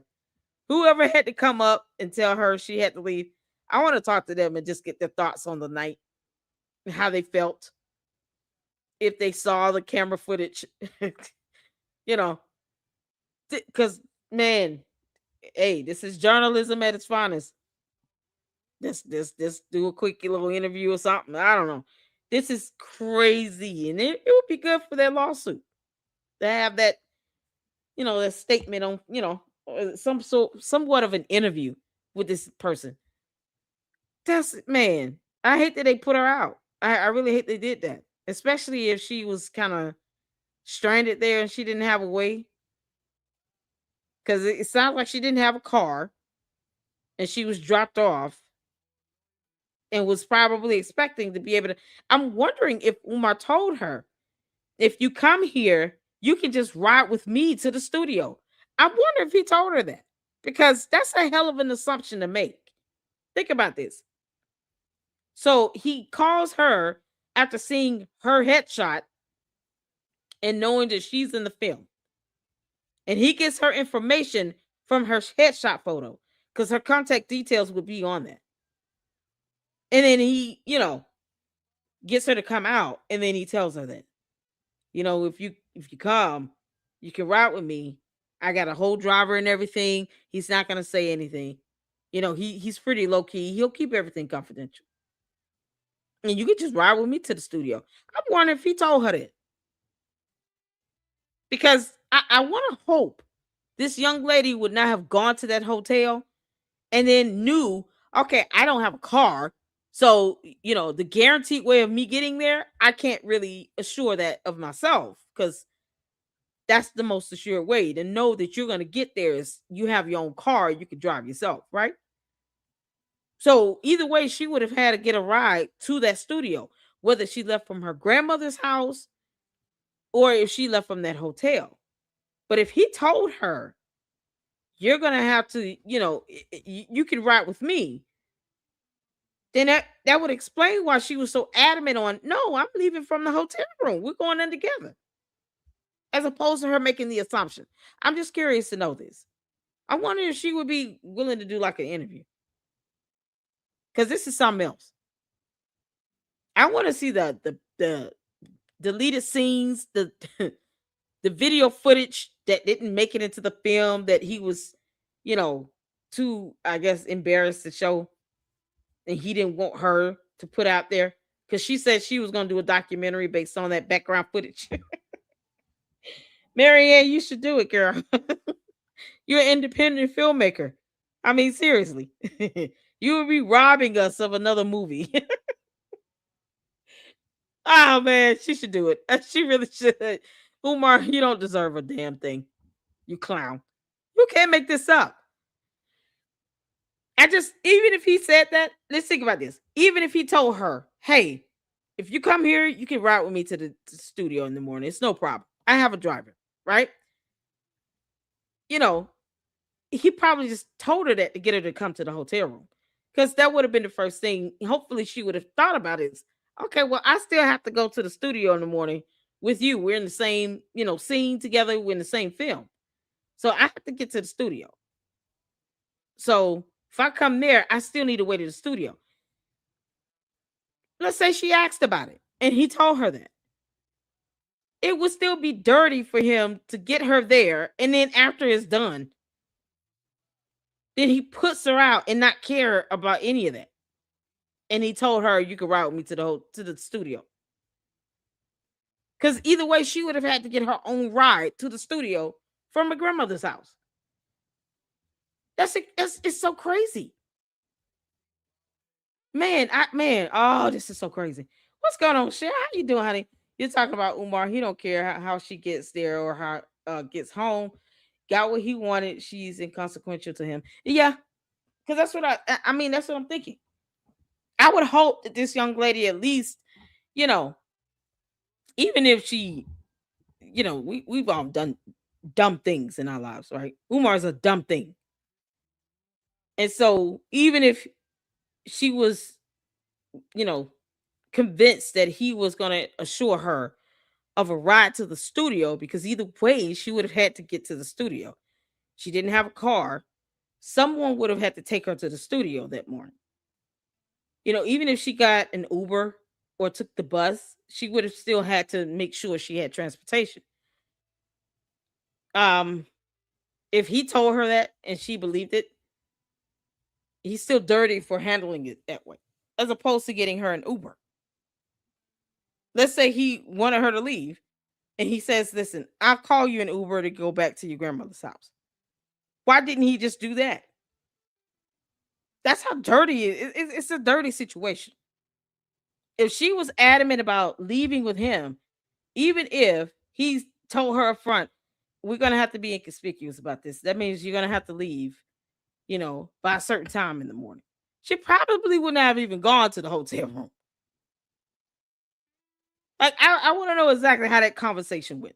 I'm wondering if she would actually be willing to do an interview with Marianne. Not even me necessarily, just with Marianne to get the details of that conversation, because I have a lot of questions.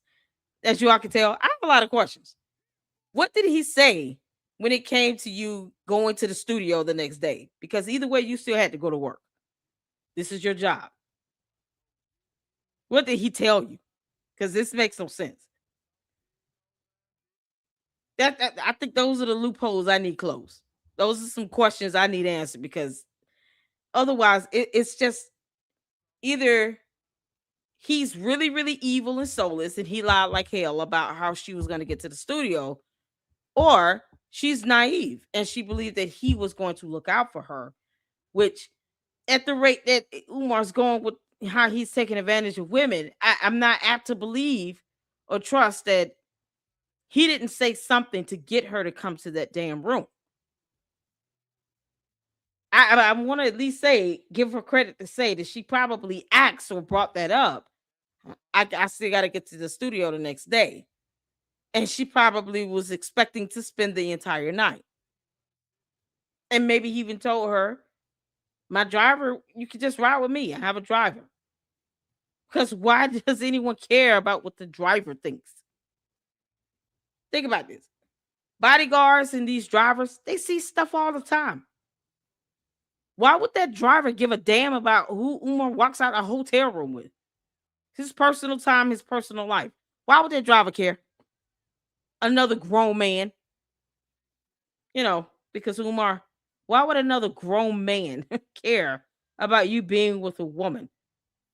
A grown woman. As long as he doesn't see you like physically hit her or beat her or anything, why would he care?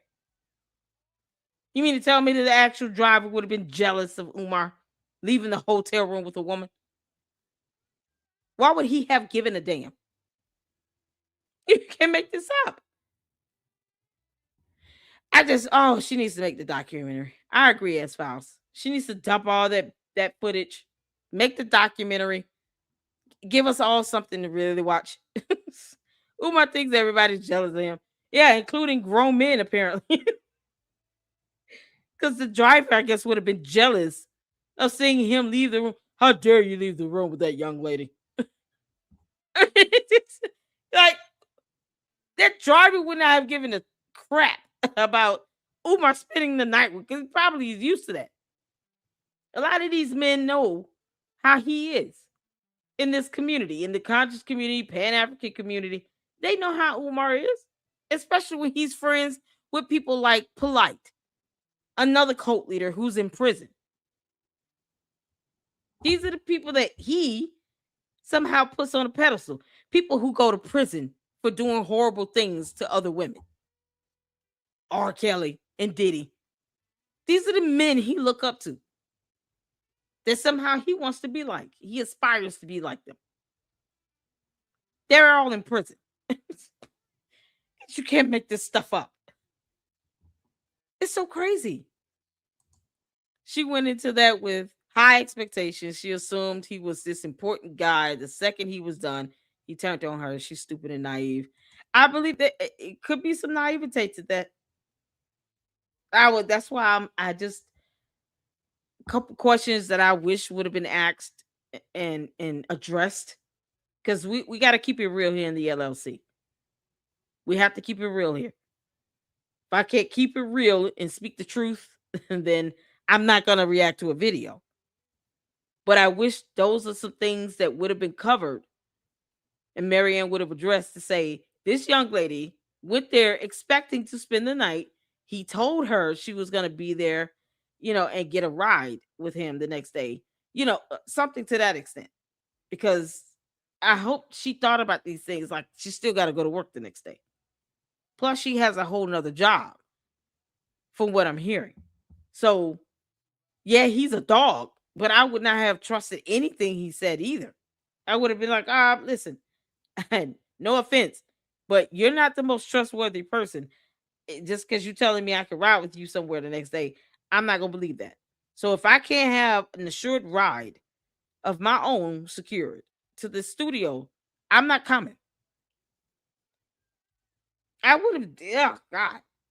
Ugh. Yeah, he doesn't even bathe. I just don't get it. I don't see how any woman in her right mind would even be around his ass. Y'all, Umar looks like he has poop in his underwear. He want to see it talk about kids. No, y'all know he scrubs out dookie and toilets. Think about this. Umar probably doesn't even always use toilet paper all the time, like you can imagine. Probably use like hay from the barn or something, like straw or broom. It's so gross. He's a gross person. Ew. Like women want to lay in a bed with him. Like you gotta be kidding me. It's so disgusting. I gotta keep it real, y'all. I'm sorry. No, I'm not sorry. I Oh didn't my pick her up. god. So this girl got put Umar out doesn't between bathe. 4 a.m. in the morning and then didn't get Hold on, let me go back a little bit. this dude, homeless Marianne. He wanted head just to give her $20. Another woman Throwback Tuesday. had to put herself in a vulnerable position to get $20 to put gas in the car to Hey, pick her Glenko. up. And that really bothered me because that was out of character for me. I should have picked her up. She was like 8 minutes away, give and take, and I didn't pick her up. Oh But boy. in my mind, you know, I don't know what I was thinking. I didn't pick her up. So this Yep. girl got put out this room 4 a.m. in the morning, and then didn't get her cousin to come get her at 7 a.m. Mm. This woman had to do what she had to do to get $20 from another man to put gas just to pick her cousin up. Wow. You understand, family? So when I told you I had to go get therapy, that situation about that young lady and that situation about the woman of these things bothered me so much. I felt I'm in the conscious community, I'm an activist. I felt I did not handle those situations properly. Now, and y'all wonder why I'm angry with him. That last scene in the movie where he Mm, sat bingo. on the couch with Rebecca, Rebecca was crying, he was comforting Rebecca. That Yeah. was the last scene. I pointed out to you guys who opened the door. That last scene, we were wrapping up. We wrapped up around 2 a.m. But before wrapping up, there's a young man who stopped for him. He has connection regardless where he goes. Very metropolitan gentleman, sharply dressed, um, um, you know, uh, GQ style. And Oh, then okay. he had the reason, like he stood out. He was a handsome young man, but the reason that he stood out for me, he had braids, but it's not like regular cornrow. It was like fancy braid, but he's still masculine. And he's like, "Yo, it's dope that Dr. Umar's in your movie. Yeah, it was I would garbage like to to bar. act if you ever." I said, Umar is the "You're worst actor handsome. ever. Good look is half the battle." I remember having this conversation with him, and he goes, "You mind if I hang around? Because Doc wanted me to wait outside." I said, "No, I don't mind." He's like, "He leaves tomorrow." Now, Umar filmed for 3 days, but Umar was in Cleveland for 5. The very first day when he came, I told you guys he wasn't happy with the hotel combination. He got upset. He didn't come to the welcome party. That's arrival. He came like early That's evening. He crazy. filmed for 3 days, and then the fifth day, that's checkout, and he came to the farewell party, and we took him to the airport. But we had 3 days of filming. So he's like, "Yeah, Doc wants me to wash his hair." We call him Doc in the conscious community. I don't want to throw nobody off. He's Let me tell y'all right now. I will not ever call Umar doc anything. He's not licensed or certified to be a doctor of nothing. Period. He's a clown. He's an Oompa Loompa. He's not a doctor. I can't do it. I refuse to do it. I don't care what he claims to have gone to school for. We've read his dissertation here in the LLC. And I was one of the original persons to get it. And it's not worthy of him being called a doc. It's an insult to even associate him with that title. Just want to make sure I hammer that in. like, "Doc want me to wash his hair, condition his hair, and sponge his hair." I'm like, "Sponge his hair?" He's like, "Yeah, yeah, I'm Sponge gonna sponge his hair." for that And I really toupee. didn't understand the concept of him saying he had to sponge his hair. And then he had Sponge his the little, toupee. um, like, um, like a carry bag, and he opened the carry bag and he pulled out a little travel little bag and he showed me. It's not Did he have any glue in there? Because you know, Umar, we know you wearing two pieces. You got the face, the man unit on the head and the man unit on the face. He claims he can shave off to look like a full butt cheek. Umar, then we'll be able to see the glued on pieces to the face. Yeah, go ahead and shave that man unit. like the sponge you do dishes, but it's a sponge. It's actually a sponge. And he's like, "Yeah, after I wash his hair, I I can't condition believe it. I do a motion." I mean, he explained it. And he said, "Yeah, it's gonna look real nice." He's flying out. He wants to look fresh because it. when he Sponge. arrived, he got something to Sponge do. He not wants to look today. fresh. He's going straight from the airport. I said, "Oh, okay. Now, family, listen to me. Just listen. I want all y'all to listen and then take this and ponder on it." Okay. When we finished at 2 o'clock, the Mm-hmm. driver drove him at the hotel with the Mm-hmm. young man. That was our third day of filming. Nobody made anything notice. He's getting his hair washed and spun. The next morning, the driver picked him up. So the next morning, this is wrap. We have like a nice little brunch. Checkout time was at 9 a.m. They pick him up for a hotel. We have like the closing, and then I think his flight was like 2 in the afternoon, 2 to 3. Don't get me lying, I can't. It's been 3 years, but I know it was early afternoon. So the driver picked him up with a young man, and then again I saw the young man. No one asked any question, and it was probably best if he didn't say anything. He blurted out, "Yeah, man, he had to wash my hair.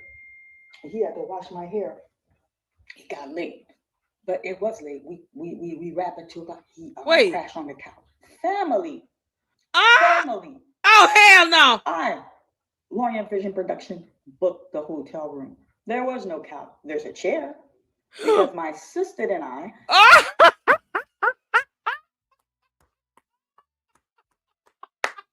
Umar, there's no couch, you Oompa Loompa. Say. Marianne, you've got to release the behind the scenes video footage. Dear God, lady, do it. Did you hear this?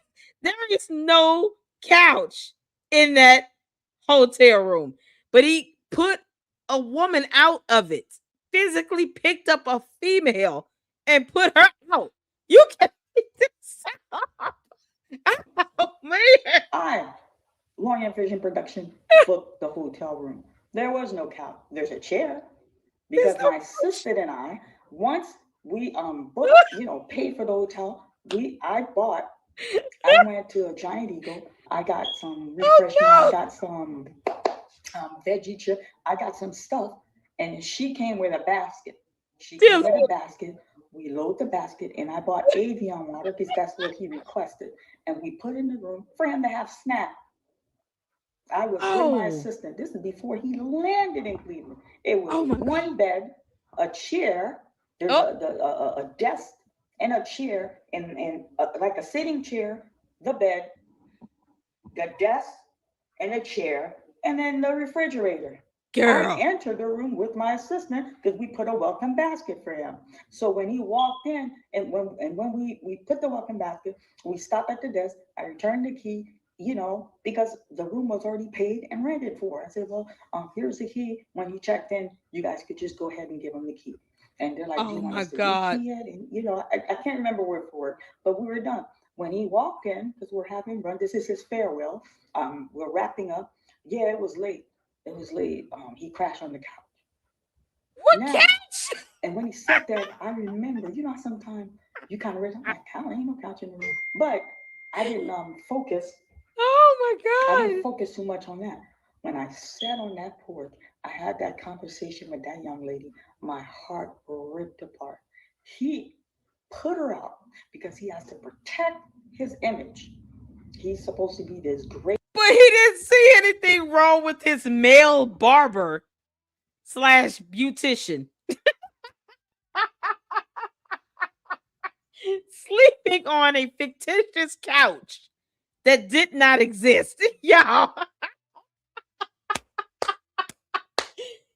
know it had to be one of those scenarios where Umar's like, okay, I'm gonna get under the cover, under the both of the blankets, and then you just get in between the top comforter and the second blanket. Because these hotels that come with the main comforter, then you have this brown blanket in between, this blanket in between, and then you have the sheets. So Umar must have gotten underneath the comforter, the blanket, and the sheet, while the barber slash beautician got between the top comforter and the blanket. So they had a sheet between them. Otherwise, what the hell this dude slept? This is priceless. You can't make this up. How long does it take to wash a man unit and sponge it the hell out? You could have did that separately. You didn't even have to do that on his head. You could take the man unit off, and then you can shampoo it and condition it, blow dry, all the things you would do with a normal, head and with hair growing out of it. And then you sponge it up with some foam or something, styling cream. Who knows? It didn't even have to be attached to Umar's head. That's the beauty of this man unit.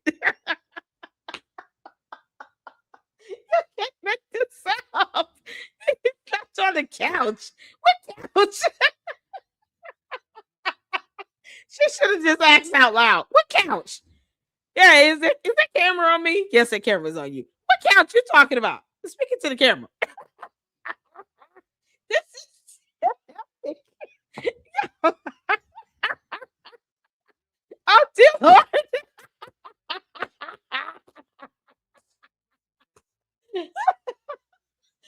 You can't make this shit up.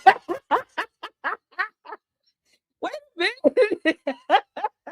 Y'all, this ain't gonna stick. Oh, Umar was like, shampoo this shangle stick while you at it.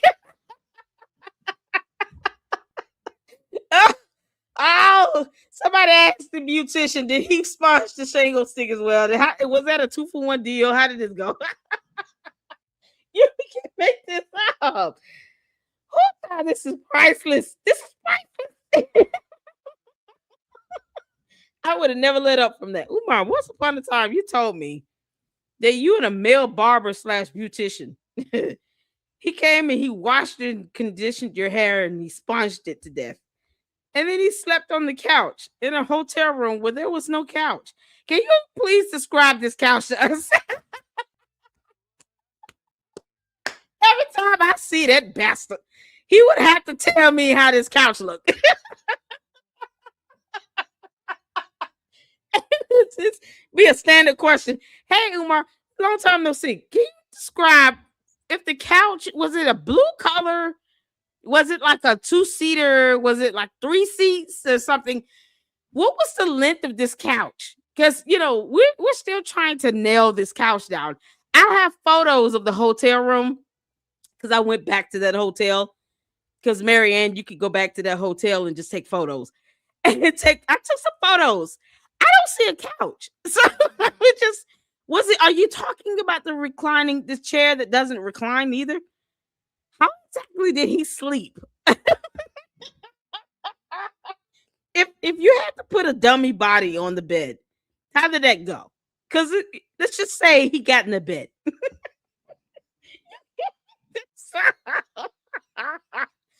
Oh, Umar, he's teaching this beautician, a male barber beautician, the things that he does at Hyde Park.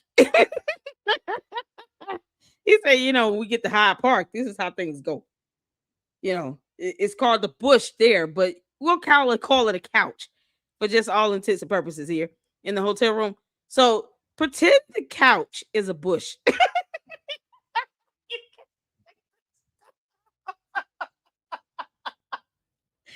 Yeah, dude. Yeah, that's it. There you go. And then pretend like you're picking something up. Umar, you gross. You can't make this stuff up. Y'all know how that went. I think an NDA was part of her settlement agreement with Umar because she was threatening to put that footage out previously. Man, you know what?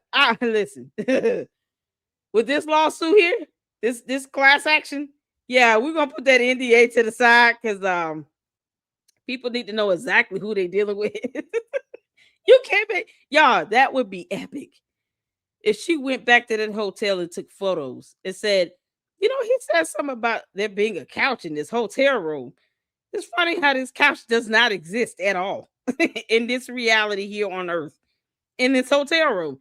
The same hotel room I booked for Umar, when he came down to do this film and gave me a headache and a migraine, then tried to sue me over it. Umar, this is what the hell you get. Here are the photos from the hotel room, people. Where y'all see a couch at? Because a male beautician crashed on the couch. It was 2 o'clock, I heard. It was about the same wee hours of the morning. He put out a young lady from a hotel room, but he didn't put that male barber beautician out. No, the hell he didn't. Umar, why would you put this young lady out and not put out the male barber beautician? Because that's what he is. He's a beautician. He's shampooing, conditioning, and sponging your hair. That man unit. He's a beautician. He's a whole stylist. This ain't no barber. Barbers don't do that. They cut hair. They're not gonna sit here and just shampoo, condition, and style only. That's a beautician. All right. It's coming from I listen, when my hair was relaxed, I used to get my hair done every week. I had a beautician, I had a stylist. I didn't have a barber. It didn't exist. I don't understand what he think he doing. How many real men of the Lady Luck Club go to a beautician? Where all the this so-called barber is doing? He's just shampooing, conditioning, and sponging your hair. But he doesn't trim, line it up, cut it, nothing.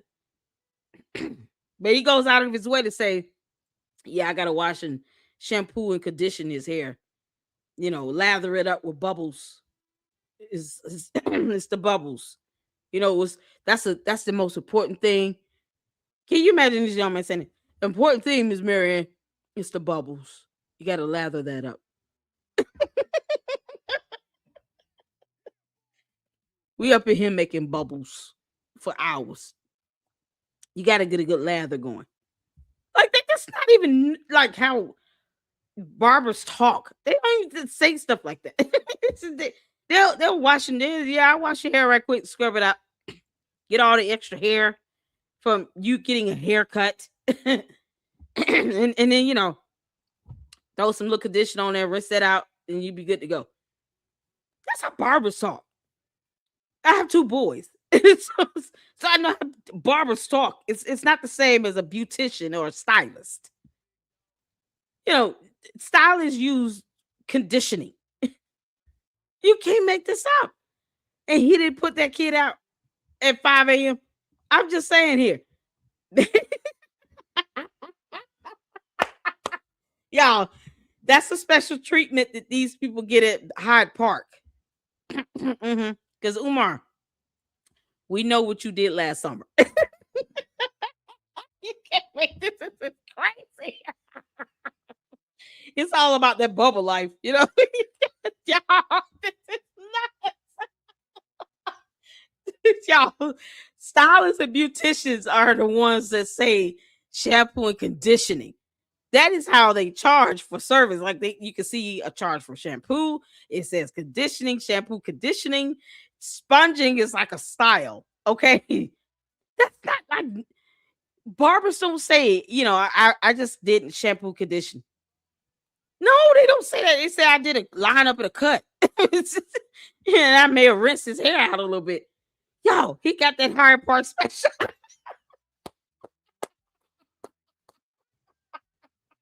That 2 a.m. Hyde Park special. Boy, you can't. Umar, that had to bring back just the good old days for you. I'm sure that oh man, that shingle stick was just jumping. Yeah. Now we see what gets Umar going. That shampoo conditioning and sponging session. That's it, that'll do it. You got to make sure you add on the sponging session with that. That just tops everything off. You can't make this stuff up. Umar is clown. Umar, what's the name of this stylist? Oh man, I just want to know how he look now. Umar, what's the name of your beautician? This farewell. We're wrapping up. Yeah, it was late. It was late. He crashed on the couch. Why did he say that? And when he said that, I remember, sometimes you kind of realize, I'm like, ain't no couch in the room. But oh my God. I didn't focus. I didn't focus too much on that.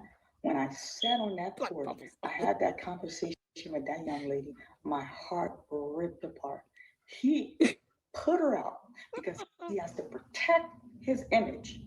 He's supposed to be this great black leader. He's going to open a school. He's going to sculpture black mind. He's going to give a black scholar.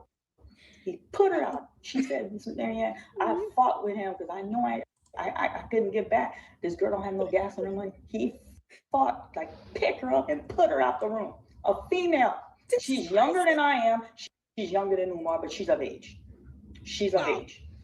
Wow. You put her out. You put her out But you Umar had let it. him wash your You had hair, to sponge understand. your hair, and stay the night. Family.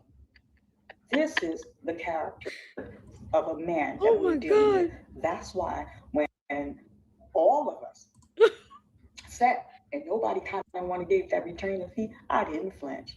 I didn't flinch. Because you know Yo, why I didn't flinch? This man, I this is am a crazy. person that he connected with. He reached out to me. I didn't know that man from Adam. I was This is respectful from day one. I became a loyal donor to your cause. I was a friend. I was kind. And then we embarked on Oh business my together, God. and this man turned around and tried to destroy me financially. Yep. When we were in the chamber, they're explaining to me the legality of what was going on when I received paper from him, which I had to sign. I had to sign when my door. He sent those him and his attorney. Those papers were like I'm certified. You had to sign for those papers. Mm-hmm. When I received the paper, if he For a was certificate of successful in service. suing me, this home that I'm sitting in right now, making the video, I wouldn't have been in this home with my few children. That little studio, which I worked for 6 years to make it a reality, that would no longer be in existence. And then at the time that I was going through that legal issue with him, I was embarking to buy a little 4 unit, trying to build wealth for my children. Four little unit, four apartment, nothing fancy, just a little 4 unit apartment. Um, if he was successful, y'all know when people that are homeowner, you know when a lender's lending you something, these people could always go back and check. And if that fund you have in the bank is not in the bank, they could pull the rug right from under you. That Oh my that unit God. down now would not even be a reality. And this man, I'm like, how? Someone Mm-mm-mm. who was not your enemy, someone who didn't pose any harm or threat to you, and you went out of your way to destroy me and not even flinch and not even lose sleep about it. And then when they That's why I wouldn't flinch if I had to release them background, the behind the scene video footages. Oh, I wouldn't flinch with that. That's why she need to put out that documentary. Your Honor, I made a film because I'm an independent filmmaker, and that's exactly what I did. He didn't like it. He doesn't get to infringe upon my free speech expression and freedom of press. No, he doesn't get to do that. And that's exactly what he'll be doing if he and his attorneys think they're going to threaten me with lawsuits to keep me from making a documentary. She doesn't even have to say where the video footage has come from. Just it's my documentary. Because 50 Cent did it. You can't make this up. Yeah, you can sit here and create a documentary, include interviews, behind the scene video clips and footages and raw data. Yeah, it's in a documentary. I have the right to freedom of speech and expression here in the United States of America. If Umar the Oompa Loompa doesn't like it, he can take his ass to the continent of Africa, where he claims he wants to go anyway. No one's stopping him at this point. Bye. You don't have to like our constitutional protections that we have here as Americans, Umar, but you can take your ass to another continent if you don't like it. This is insane. I would not flinch releasing a documentary. I just would. This man tried to sue her for $500,000. And then he turned around and settled with her and then tried to force her to stay quiet about certain things. For what? No, you want to take me to court? Come on, we're going to the discovery phase. Are you kidding me? Now let's get to that discovery phase because I want discovery on your ass. Man, half the stuff that they're asking for now in this class action, Marianne would have been able to get it in her lawsuit that he filed against her. That slap suit for that unimaginable amount of money. Because he knows she did not have $500,000, even in assets and cash, liquidity, none of that. She didn't have that combined. But he tried to bankrupt her and didn't think twice about it. So who the fuck should think twice putting together a documentary and releasing it on him? Congratulations, Umar. You will be just like Diddy. You'll just be the broke, unemployed version. You can't make this up. I will spare his ass. For what? Even his own kids don't have a relationship with him. His daughter would love to probably go in and give an interview and say how her biological father truly is. Yeah, no, here's how the sperm donor acts. And he's sitting here talking about Hyde Park and how some man's jaw is not as strong and durable as a woman. Like, I don't get it. And then the things she said that she feels like he's tried to do, her allegations against him are serious. She feels like her own father is out to get her. Umar, if you're going to be soulless about life and everything in it, then why should you care about a documentary? All of a sudden now, you want to be a coward and not have a spine. Someone says I'm going to put out a documentary on your ass, then all of a sudden you want to threaten with a lawsuit. Now litigation is somehow a thing for him. This is why the conscious community or Pan-Africanism, none of you all should care about taking Umar's ass to court. Because look how he acts when it comes to a lawsuit, when it comes to the aspect of litigation. He didn't think twice filing that slap suit against Marianne Lorient. And I'm sure many people in the conscious community were like, I can't believe he filed that. But he did. That's the whole point. The point is he did it and he didn't flinch. So why should you flinch when it comes to a class action lawsuit against his dumbass? Don't worry about it. Don't flinch. Go to court and stand your ground. Because Umar didn't flinch when he filed a slap suit against one of your own members who supported his ass, and she didn't have to do it. She didn't have to let him be in her film that she financed. She didn't have to give him the opportunity to do a damn thing. And he showed her no appreciation. And how did he thank her? With a slap suit for $500,000. So the conscientious community, Pan-African community that Umar claims to be the leader of should not give a damn about this class action lawsuit. Don't be scared of it. Take his ass to court and go all the way there. Chabu. Because it would be highly hypocritical to see Marianne Lorient having to have endured the BS that he put her through for her film that he was never originally supposed to be a part of. She had already selected someone to play his role. He infringed himself upon her movie. He just kind of came into the film himself. She didn't invite him in. He took over the movie. Exactly, Francisca. He took over the film. He made changes to it. He made demands that were stupid. That's why he ended up in that hotel, because he couldn't get his way with going to a more expensive high-end hotel because no one owed him that either. He wanted to be in that film. Quite frankly, he should have paid for everything. Then would have laughed at him if he would have dared to try to make a change. You don't run this here. You're not paying for this film to be produced. No, you don't get to dictate how this goes. Nope. You don't have to be in it. I already have a standby if you want to sit here and really play games.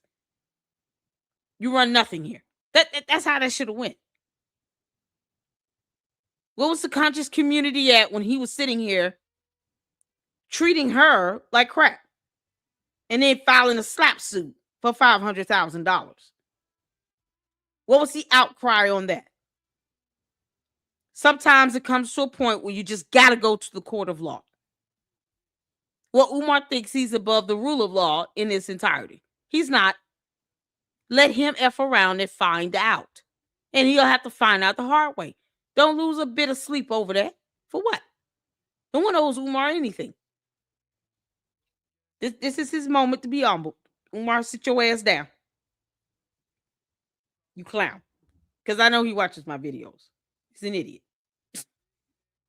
Sit your ass down somewhere. You'll learn. No one owes him anything. Not even the benefit of the doubt. Not even a little bit. You took $6,000 from a woman who had 4 kids. Why would you feel good about doing that? No one should feel bad about suing him. No one. No one. Umar, you could just get a job or show us a photo of this hotel or exactly of where this boy slept. Y'all, I'm still tripping out. If someone remembers the name of this hotel, please tell me. I'll look it up. We can literally, we can literally look up photos of this hotel in the hotel room. They got photos up. Anyone remember the name of that hotel? She, because I think she mentioned it before. If y'all remember the name of the hotel, please tell me so we can Google it right quick. Because I just really want to nail the point home how there's no couch in the room. I would love to know the room he stayed in, but I'm sure that some of the hotel rooms do not all come with a couch, a sleeper sofa, or something like that. Somebody said a love seat. If anybody remember the name of that hotel, please, just put it in the chat. This.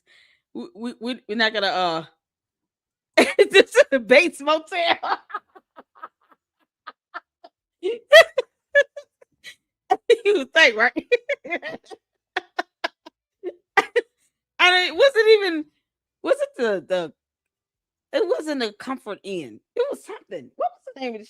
She said it when she talked about the the live stream she did after the film was released. I think she talked about it because he mentioned he wanted to be in the Marriott or something like that. And she was like, "No, if you want to go to that high end hotel, I'll go ahead and cancel this, and then I'll put whatever money I put towards this room, the equivalent of this, to a higher end, and you pay the rest." No, he would have had to pay the whole thing because his broke ass wouldn't have been able to do that. Dog. If y'all can remember, it's in Cleveland, Ohio. Yeah, if somebody remember the name of that hotel, we'll look it up right now. Because I just really want to, Umar. You know damn well there was no couch in that room. Why you felt the need to say that out loud? You know, because guilty conscience speaking now. That's what it was. Umar's conscience was yelling and screaming on the inside, trying to come out to the outside. Umar, it's okay to come out the closet. Your beautician was there styling your hair all night. How long does it take to shampoo, condition, and sponge that man unit? It even mentioned lining it up or cutting it or anything.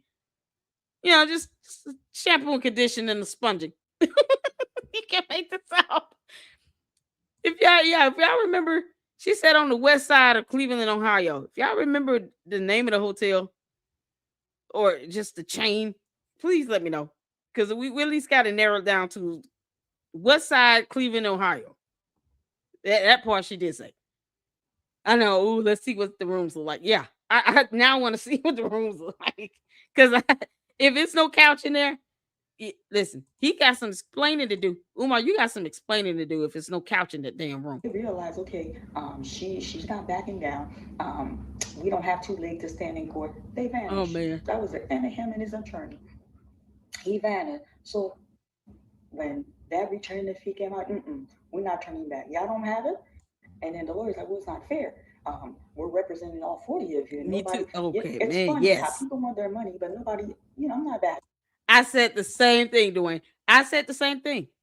I would let I would I literally left a post up and saying I wish 50 Cent would reach out to Marianne Lorient when, he was responding to Umar's clown ass.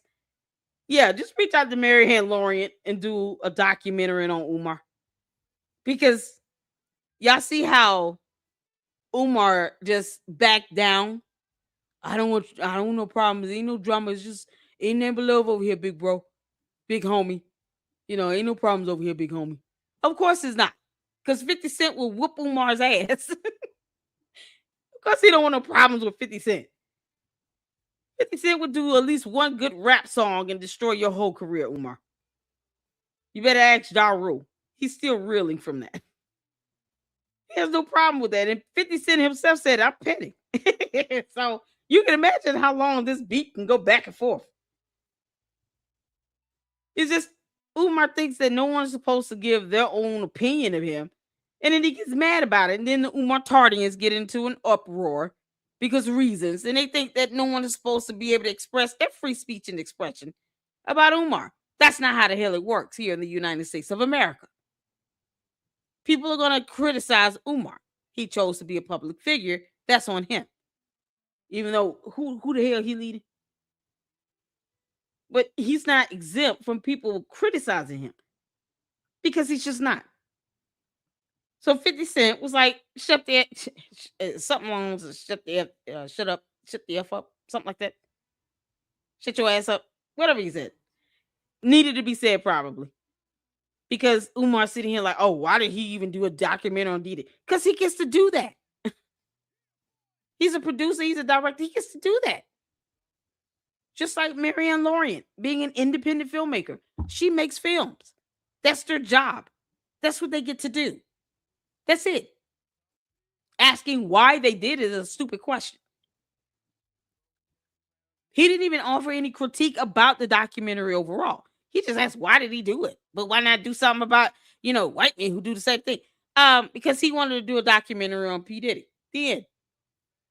That's it. That's the end. Umar doesn't dictate anything.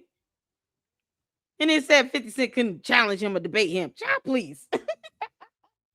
It's certain things that's not even worthy of a response. I'm sure 50 Cent said that. Umar's not worthy of a response like that for me. I'm not giving this dude airtime. Damn. 50 Cent will just do a documentary on Umar and just shut his ass down once and for all. Because that's all it will take. Look how Umar becomes a coward at the idea of Marianne Lorient doing a documentary on him with behind the scenes footage. And he feels like she has to have an NDA signed and agreed, threatening her with lawsuits and litigation. That's how scared he is for that behind the scenes footage to get out. Put that in the hands of 50 Cent. He's going to destroy Umar. And we're here for it. Umar, you're done. You would be so done. Oh, man. I'm not bashing anybody, but it's factual. It's factual. I put that money out, but you know what? I didn't flinch because I know this man's a parasite. I know this man is evil. This man is dark. You understand? And some of you that like him, some of you that support Oh, him, yeah. take me out of the equation. That young lady, Oh, I'm okay. telling you guys, factual. He physically picked her up and put her out that room. She was out there at 4 a.m. in the morning. 4 a.m.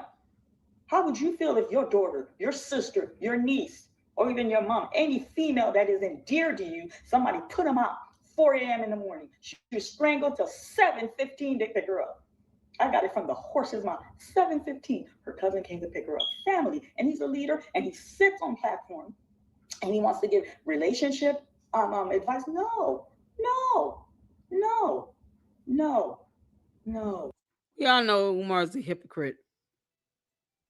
But, you know, who's Marianne is gonna give him this business all day. What a men at? You got Brother Malik, Manny. They'll go at Umar if they had to. They had the opportunity. They'll tell him directly to his face. You do have Lennon on it. You have shout out to Information Man Show. Remy Rump, Jay the Informant, Tavares up in the chat. All the real men of the LLC up in here. You guys will give Umar the business all day. Where are the other men in the conscious community? That are just able to say, dude, you're looking like a jackass out here on these streets. At this point, you might want to go ahead and start doing applications for a job. You want to be a leader, especially for young black boys. This isn't it. We don't want to teach our young black men that if they cannot get a school open, they should just keep asking for money and not actually show the community that they are actually working. Because everybody else got to get a job and go to work. Umar could easily just start another business doing something else and get some support until he gets that up and going. But he doesn't even want to do that because laziness. He's a slob. Even if he starts something where he does something online. He could just literally do that. But he acts like he hates doing the last time he did these so-called, you know, sessions from his mama's closet. He was so irritated and just looked and sounded depressed about it. And it's like, dude, why are you doing this? Not enthusiastic or happy about it at all. So if that's not what he wants to do, he's gonna have to get a job. He's gonna have to do something he does not want to do to make money and keep living. At 50 something years old, it's time to get a job and go to work because he's not even getting an income from being listed as the director of FDMG. And that's based on the tax statements, the tax documents. No income listed next to that. So, how is he earning money to take care of himself and his personal needs? And he wants an entire court to believe he's not using donation money to fund his lifestyle. But he can't prove how he's generating revenue any other way.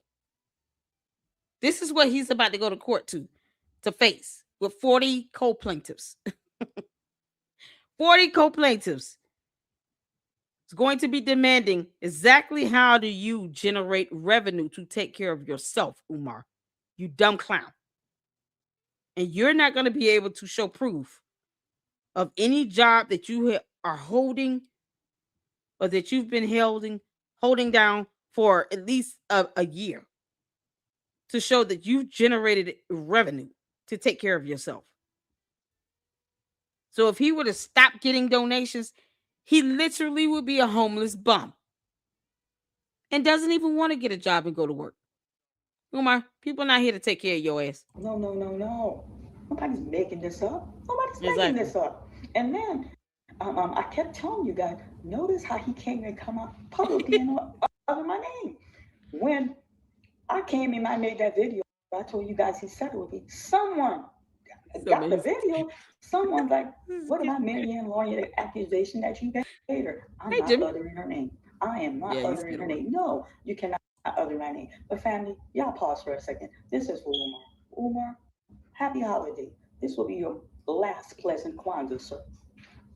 You, Ugh, I you, love it. heartless, you came and wanted to destroy me, but you picked the wrong one. You picked the wrong one. You're gonna wipe me out financially. I have 3 children. Anyone who ever get to the point where you can lose everything, it's not funny. It's not funny. This man doesn't hold a 9 to 5. This man doesn't have a product that he He does sells not. that's giving him a stream of income. Nope. You understand? This man is collecting donation money and living a luxury lifestyle. He's on a plane where Don't forget about those contribution packages on his website. It's a whole pyramid scheme. You know, those tiered packages, $50 gold, was it $25 bronze, then silver, gold, platinum, diamond in each level. It just skips, it's like it doubles in amount. The highest level being $1,000 a month. He wants people to donate monthly to him under these tiered contribution packages. They're no different than HYIPs, those high yield investment packages, where you put all this money into something and you get nothing out of it. No different than an investment scam. Umar has a whole pyramid scheme on his website, but he can't give the name of the school website because what is the school website again for Umar and the Umar Tardians? What is the school website again? whenever he wants, he stay at 5-star hotel. He threw a fit because the hotel I got him wasn't a 5-star hotel because that's what he's accommodated to. This man, he jumped from rental car to rental car. And yes, he gets paid for a lecture here and there. That's not a consistent stream of income. It sure He's isn't. living off of hard working, earning people's money. And then he comes, he's constant. This And not even rich he's people oh my money. god, I'm emotional. He comes, he's disrespectful. He shows no humility. But Umar, time is up. Time is up, sir. I told you I was going to put my money where my mouth is. You are heartless. You are cruel. That woman shared her body with you. That woman committed the most intimate act with you. And you know she has 4 children. Now, all of you, whether you're a man or a woman, y'all know the struggle is real. I don't care if you got a couple of dollars. It's hard out here. You understand? I told y'all I went grocery shopping. I'm looking at the wagon. I'm like, Jesus, what did I buy for $300? It's real out here. And you went in her account and took $6,000. Child, she ain't lying, honey. My two boys, boy, they can eat $300 worth of groceries in a week, and that's not even being funny. She's not lying. God, that's like two cooked meals in that. I mean, my kids like, oh boy, they're young men. I love them so much, and they're so handsome, so smart, but they can eat. Oh, they can eat. So her saying, "Oh my God, what did I buy for $300?" That's not a joke. I have to wait the stuff go on sale to get certain things. Like you can't make this Is up. that fair? I don't care how What big of child? a Walmart. How would you feel? Somebody went in your account. You gave them accessible. She made it I know, accessible right? to Omar. Took all your money. How would you feel? Put everything aside. I want you to tap into your humanity. How would you feel? How would you feel? Mm-mm, mm-mm. And then she's young. She's impressionable. You wound her, you lure her in, and you put her out at 4 a.m. in the morning. No, no. That's why I got therapy. I'm not weak, family. I'm not weak. The therapy regarding Umar, but I'm a woman. I left her. I told y'all that. I'm not perfect. I'm ashamed. I'm ashamed of what I did, but I'm gonna keep it real. I'm gonna keep it real because you know what? You can't hide the truth. The truth come out. It's all over Cleveland how I abandoned her. I abandoned her. And what saved me is like, well, some people like, well, Marianne didn't tell her to go to that room. Like because she went to that man, that kind of shielded me a little bit, but still, like, Dad, why would she just leave her like that? I abandoned her, and I'm ashamed of that. I'm ashamed of that, and till this day, it hurts my heart. And I'm glad I was able to make peace with that young woman. I was glad that I was able to smooth things out with that young woman. I told y'all that 3 days was 3 days of hell. 3 days of hell. All because he wanted to be in a movie where he's a horrible actor. Umar is garbage. I don't know who told him he could act.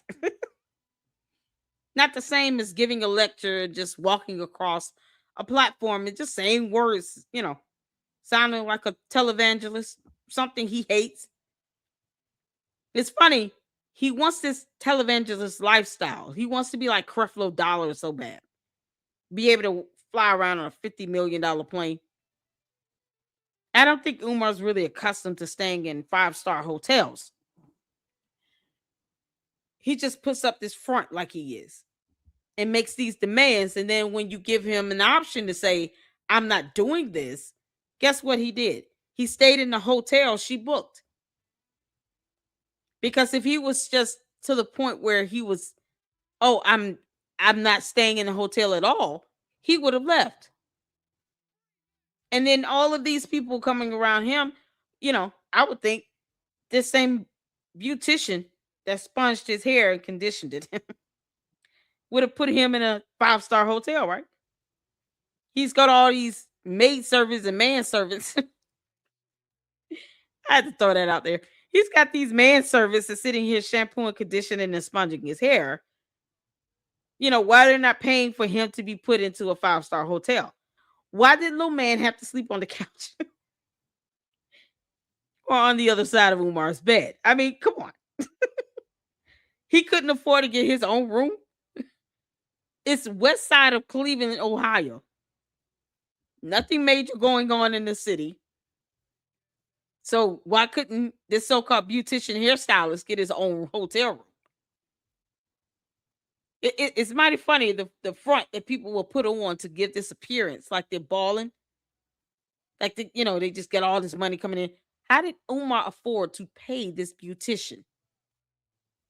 Let's start with that. With what money? I mean, he gave Marianne Lorian hell, and I'm sure she gave him something financial to pay him for being in the film. But for somebody that's living the life of a broke homeless man from Hyde Park, how did he afford to pay for this beautician? And then the guy can't even get his own hotel room. How did he even show up there? He didn't have his own car. He rode with Umar and the driver to the hotel, and he just crashed on some fictitious couch that didn't exist. Didn't get his own hotel room. He didn't drive himself back home. So how did he pay this guy? And why didn't that guy have enough money to get his own hotel room? Why didn't Umar book him a hotel room? Make this make sense? Umar. So you chose to sleep in the same room with no couch with your beautician hairstylist. Because you just can't make this stuff up. But you couldn't afford to get him his own hotel room. But family, the reason I made this video is because the court paper came today and I was elated. It couldn't have been perfect You can't timing. make this up. What a wonderful Christmas gift. So the process is going to be, it's not an overnight process. I can't keep That video. coming on video, giving blow to blow. But the minute this thing's wrap up, I'm going to come and plug my family in to let you know how the outcome come. Enough is enough. Mm-mm, mm-mm. We're going to remove this Yep. cancer out of the Black community. Yeah. We can't change the world, but we can make it different. Everybody. And then I'm gonna ask you guys. The year is ending. Let's look at take end service of your life and say, okay, this is what I want to change. This is what I want to prove, and let's embark on the new year to each of us be better human beings. Better human beings. I want to wish each and every one of you a happy holiday. I love this time of year. I'm Me going too. to service. I got so much to be thankful for. So much to be thankful for. You know, I'm gonna bring in the Christmas service, and this time of year, think of Him. Sometimes we get all caught up with the gift, the hustling, the bustling, but the season is about Him, the birth of our Creator, the birth of Christ. But I'm not pushing religion, but I'm happy. I'm wishing you all a happy holiday. Enjoy your family. Savor the moment. Um, and I'll probably do a quick short um, to wish you all a Merry Christmas tomorrow. I didn't have intention of making a video, but when I got the court paper today, I said, you know what, I got to talk to Oh my man, I family. want that I got to papers. come on here and talk to my family. So here you have it, family. Happy holiday. May the Lord bless each and every one of you with health and prosperity. Marianne, good night. Y'all, listen here. Oh man. Yeah, that was so good. It's such a good story. I really want to know, Umar, how this man sleep on a couch that didn't exist. Oh my goodness. The horrors of, you know, this young lady, what she went through being physically, he put hands on her and put her out of hotel room. Even if there was some naivete on her part, he still did not have the right to put his hands on her and physically pick her up and put her out of her room. Talking about, oh, I don't want the community to look at me funny. But you don't mind the same community talking about how you go to Hyde Park and how you may have an affinity for boys, for transgender women. I mean, none of that bothers him. This is crazy. Come on, you don't go out your way to debunk any of that either, you clown. You can't make this up.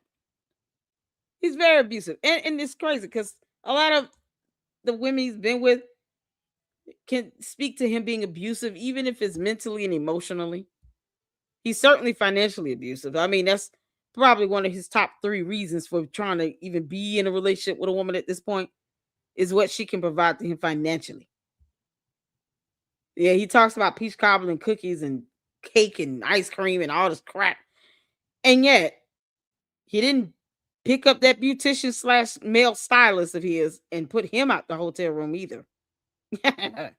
Because when he was done with him, he should have done the same thing. Yeah, he didn't do that. Now, oh boy got to sleep on a fictitious couch.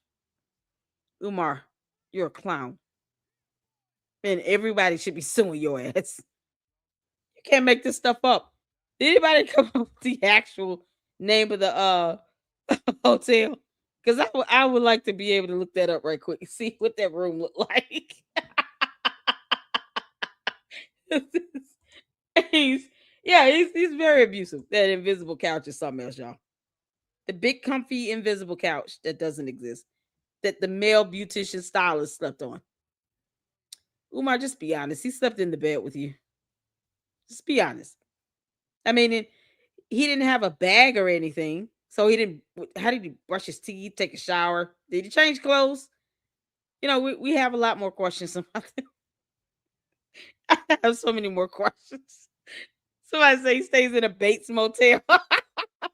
Oh, good Lord. Oh, a good documentary would be great. Yep.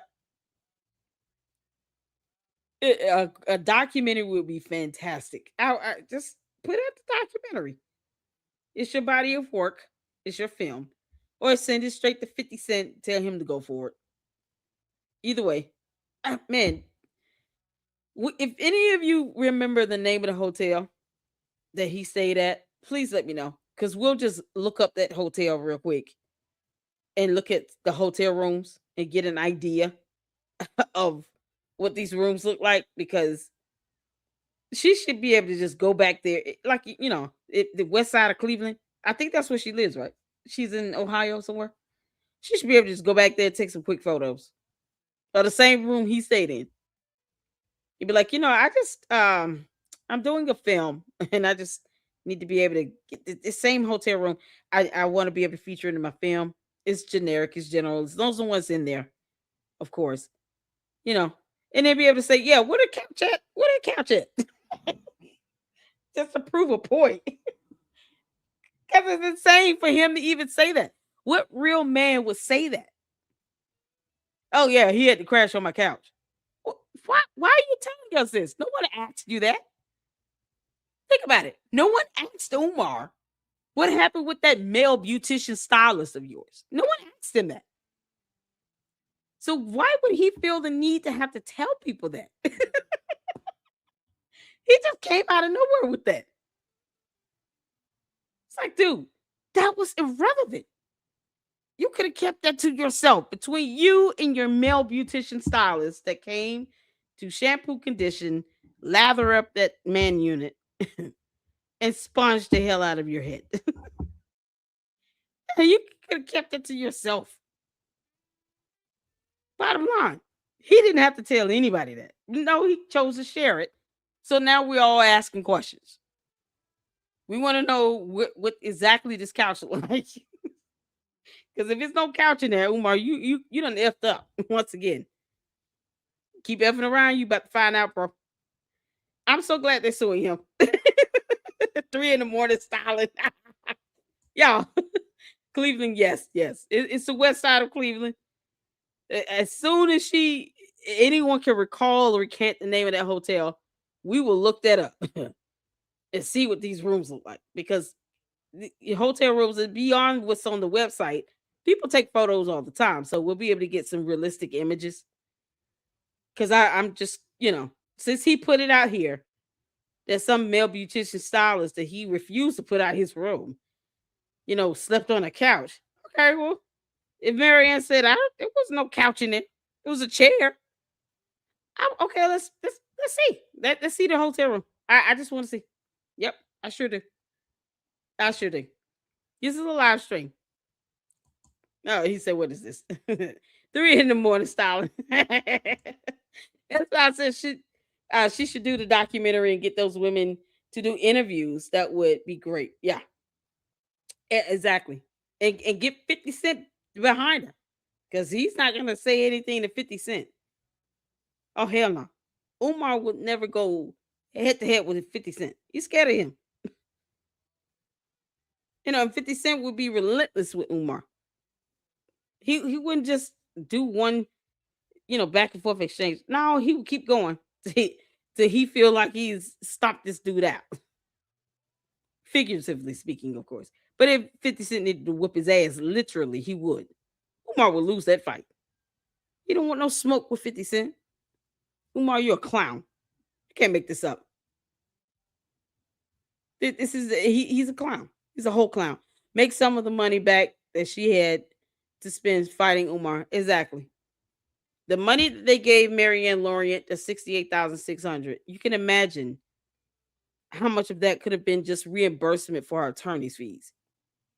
Because attorneys can eat through some billable hours. They can. They can eat through a retainer in a minute. $5,000 is like 10 hours worth of work for them, especially if they charge it between $400 to $500 an hour. 5 grand might just be only 10 hours of work. So you can imagine if they had to respond to his slap suit to the court, do an order entry for an appearance on the record, and then do anything else administrative wise, she probably had to spend 10 to 15,000 for her attorneys. Just, you know, based on the hourly rate. If they maybe gave her one flat fee, that probably would have saved her a lot of money.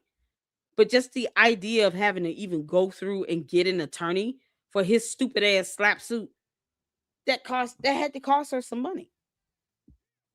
And it's a headache. It's like, why are we doing this? Oh, because he didn't want her to put out her own film she made that he chose to be in. He could have kept his ass out of it.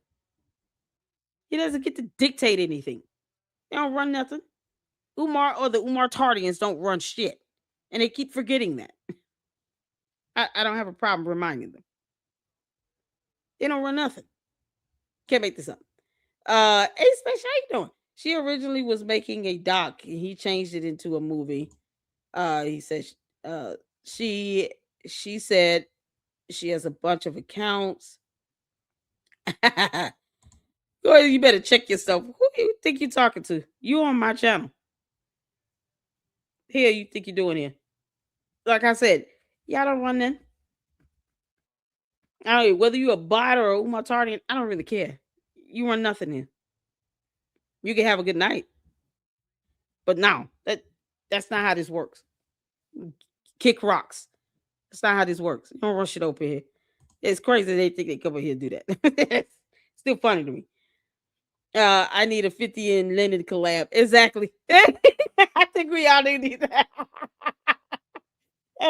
If 50 Cent really wanted to do a good documentary, he would have to pull in Marianne Lorient and Lennon on her. It would just be an automatic. Y'all know Lennon would be all up in that.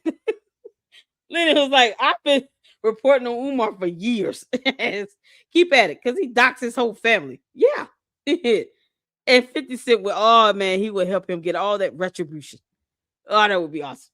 And then Umar sitting back having to listen to a song between FD and G. FD and G is coming, and then 50 Cent come in with a remix and drop some bars. Oh, that would be dope. uh Umar small fish to 50. He is. That's what I said. 50 Cent realized, like, I'm not giving this dude publicity. I keep giving him, I gave my response to him. That's it. You don't have to like it. But for Umar to go out his way to start graveling, talking about, oh, we should do a collab together. Why don't we, wrote a whole storyline on Instagram. I mean, just the longest post ever to 50 cents talking about, oh, we should do a collab together.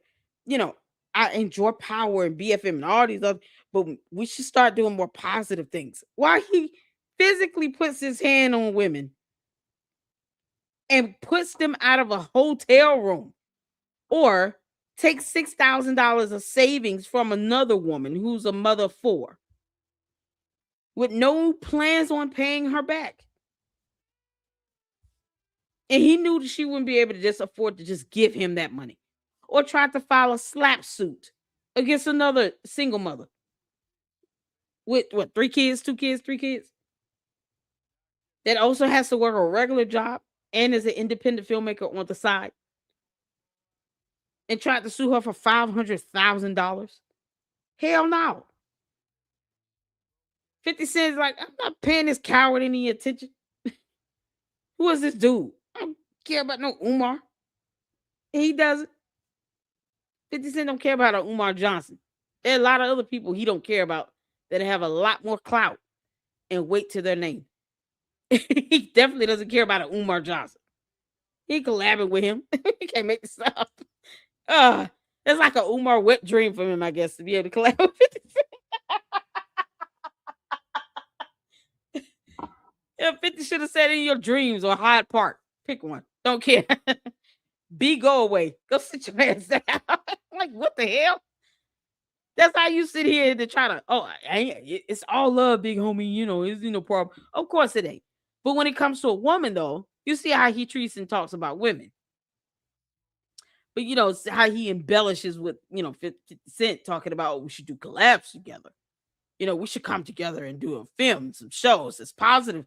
Yeah, all this harsh treatment and abuse you give to women, none of that's positive for any community. How's that positive? You don't even take care of your own kids, you clown. So, what kind of positivity you think you're invoking into Pan African or conscious movement or Black community or anything? How about you start with the positivity, Umar, and get a job? Get your ass a job. Won't you show us an actual application you filled out for the day to get a job and go earn some money the right way? That would be positive and uplifting. People seeing you work. Yeah, child. Definitely 50 is a real celebrity. Umar is a social media scammer. uh, hey, he probably would have did a vid from that very bed if checkout was at 9 a.m.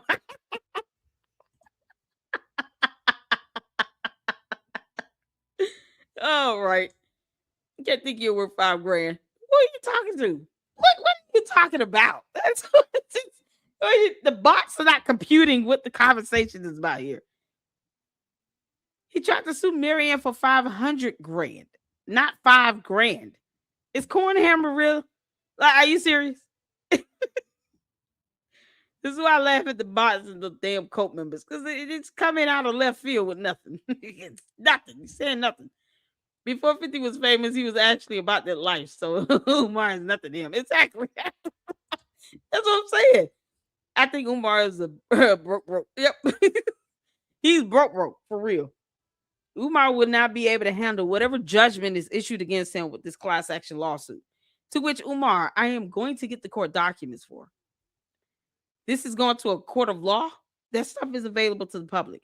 Understand, I will be getting the court documents and doing a formal reading on those court documents because they will be available to the public. Umar, you can't hide from this no matter how hard you try. You nor your beautician / stylist that's sponging your hair. How is this little guy doing your hair any other time? Is he going all over the country with you? How does this go? Did he just fly to Cleveland to shampoo and lather your hair and condition it? Sponge it up? That man unit on your face and your head? Is that how that goes? Do you have to take the man unit off, put it in the mail, maybe send it overnight FedEx, and then he sends it back in a plastic unit? Let's say it's lathered up and conditioned. It's sponged to death.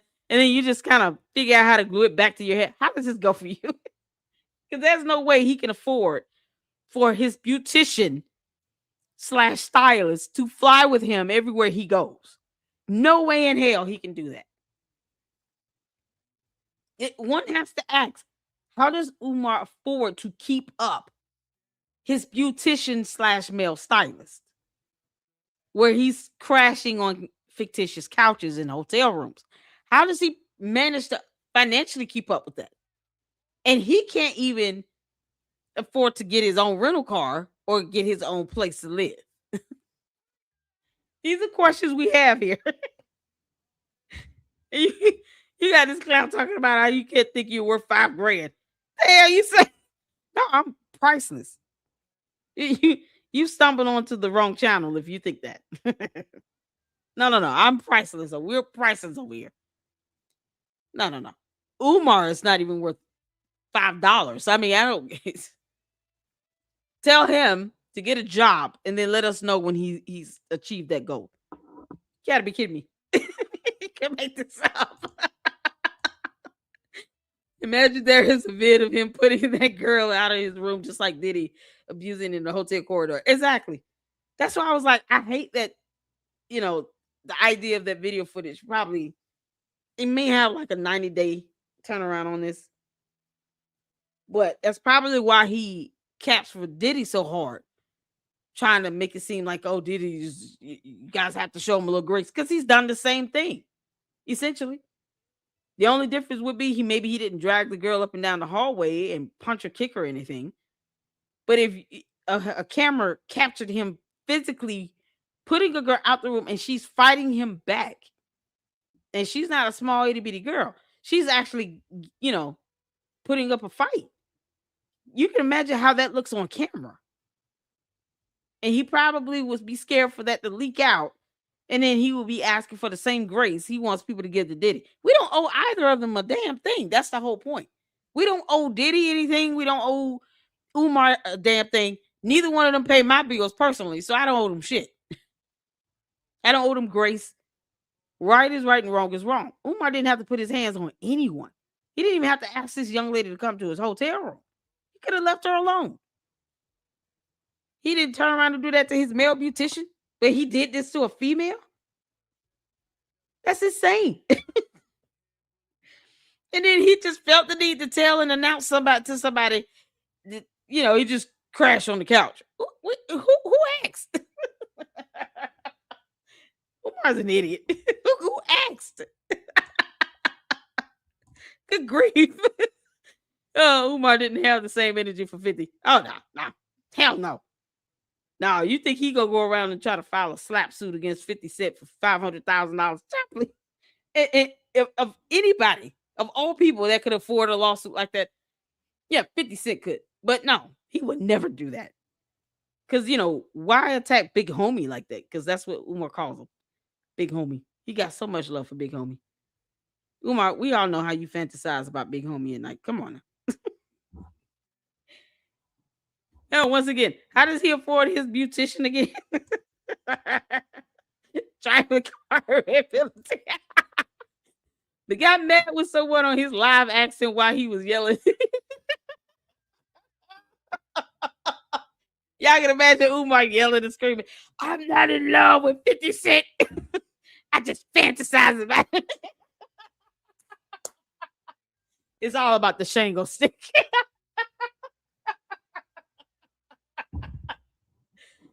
50 Cent, you might want to be careful with Umar. He takes trips to Hyde Park. He goes out of his way to make a difference between a woman's jaw and a man's jawline. You can't make this stuff up. You might just be careful, bro. You go around with him. Don't do shit with him. It's not gonna fare well for you. He might put you out of a hotel room. Who knows? He might just try. You can't make this up. Umar's a clown. Oh man, Francisco says Umar definitely does like black women at all. I don't think he does. He has shown it time and time again. Yeah. He seems like he just has an issue with black women for real. I mean, it start with the way he treats his mother and go from there. There's no way if he loved his mother a little bit, he would sit here and keep her from the rest of her children and her grandchildren. No way in hell. People should not have to do, a welfare check involving the police when it comes to his mother, because people should feel assured that he's taking care of her. We're asking how the hell is he even doing that if he's not even in the same country and he's constantly trying to travel. No one's telling him to go to these speaking engagements. He could just get a regular damn job. He could do a lot of this stuff virtual, but he's not doing that. I think people would be more apt for him to do things virtual as much as possible if they knew and felt assured that he was actually taking care of his mother. He's a primary caretaker, and yet he chooses to go to Brazil. He chooses to try to go to China, to travel out of the country to an entirely different continent, but he's primarily taking care of his mother. Make that make sense. But he won't let the siblings or the grandchildren come around and spend time with her at her house that he does not have his name on that lease. He has no rights to claim in his own home. Like that speaks volumes here. So not one time does Umar say, "Hey, I'm the primary caretaker for my mother. Can we do a virtual session? Is there a way for us to do this virtually? I still want to speak, but I have to do this virtual because my mother is my priority. I'm her primary caretaker. I have to make sure she's okay." Like either he's getting paid by the government and he doesn't care, and maybe he is paying someone under the table to go out there and no one knows who this person is, or something has gone horribly wrong and he refuses to even think about it, let alone speak on it. Because neighbors should not be saying they haven't seen her leave the home in weeks to months. You should not be afraid for the police and the elderly association to do a wellness check 3 times in 4 weeks. The police were called to do a wellness check, and he did not even open the door. Umar, you understand when the police come out there, that's body camera footage they collected. They're recording. This is how idiotic he is. Simple things like that. Police are recording with the body cam. Police dash cam is recording. So if they come out there to do a wellness check, everything's being captured on their body camera. They should be recording. So this is what he thinks no one is going to ask a notice. No, no, no, no. He just doesn't, he doesn't care. So when we bring these things up, it's because he doesn't care. He hasn't even thought about this. The evidence that people could get against me if I just don't answer the door. How does that look? He doesn't think about that. And that's where it starts. If he has no respect for his mother, he certainly would not ever have any respect for any other real black woman. This is the woman that gave birth to him, and look how he treats her. Can't make this up.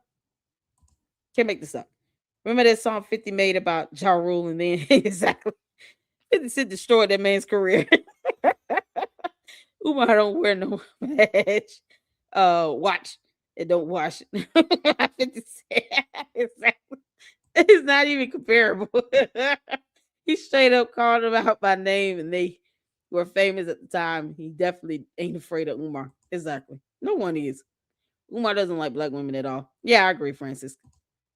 Redemption. So what's going on? The fact that Marianne reinvested the settlement money into the new suit is a boss move. Okay.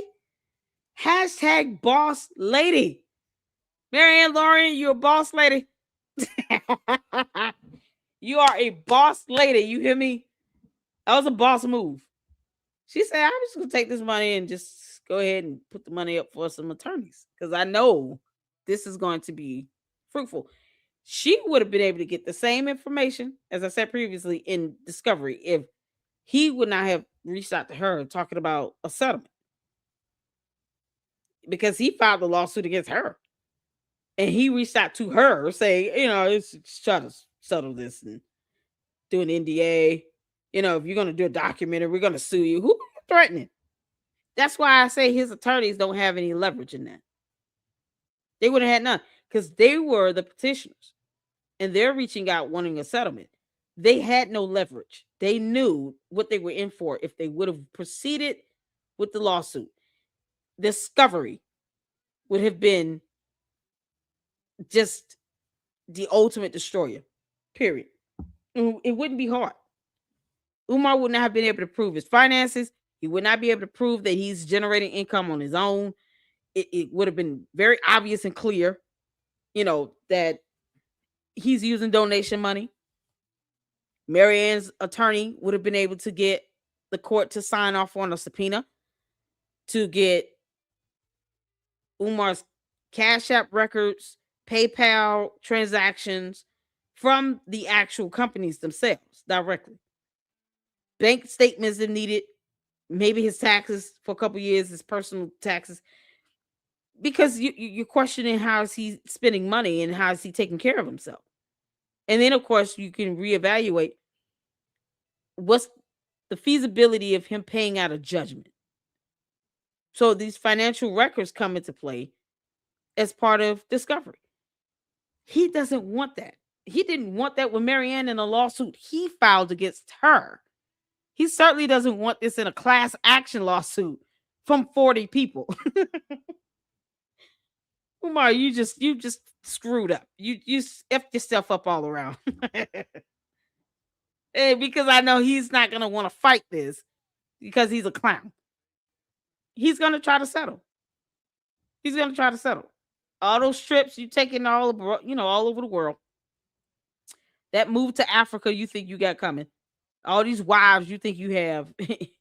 you know, you trying to somehow, I guess, they don't care if if he takes advantage of them financially, but they'll care when their income is starting to be considered as a part of a judgment if they claim that they're married to this guy. Yeah, go in there and say, I'm his wife. Oh, okay. Well, how much money you make? Because that's combined income. We need to know the gross amount. Then they're gonna think twice. They're gonna be like, oh hell no. Wait a minute. I don't want to have to pay his judgments. If you get legally married, yeah, the court will consider your income as part of that combined gross income when they're factoring in what your judgment is going to be and how you're going to pay this. So these so-called legal wives he gets, yeah, go ahead, keep claiming that you married. That doesn't hurt the plaintiffs. None of them will care. They will care about how much money these women are making, because then their income becomes important in that. Yep, sure damn does. Go ahead and get legally married, Umar. Let that happen. Make sure you tell these women you're being sued so they can go ahead and prepare those financial statements and records. They'll regret it. You can't make this up. They're too stupid to understand how court works, or they don't care. And then so let them lose out on this money and be part of that judgment if they want to. It won't even be them. It'll be their income. Then they'll be helping to pay his lawsuits off and not even realize, oh, the impact on my household. I don't like this at all.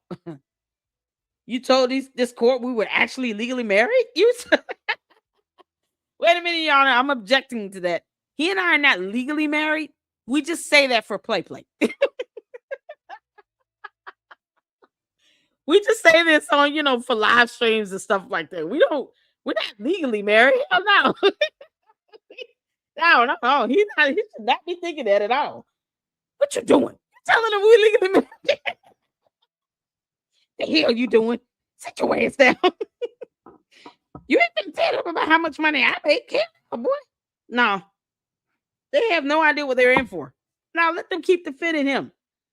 Let them do it. Let them go to court and lie and say that they're legally married to this man. Yeah, we're one of his wives. How many he got? 6. Oh, okay. Cool.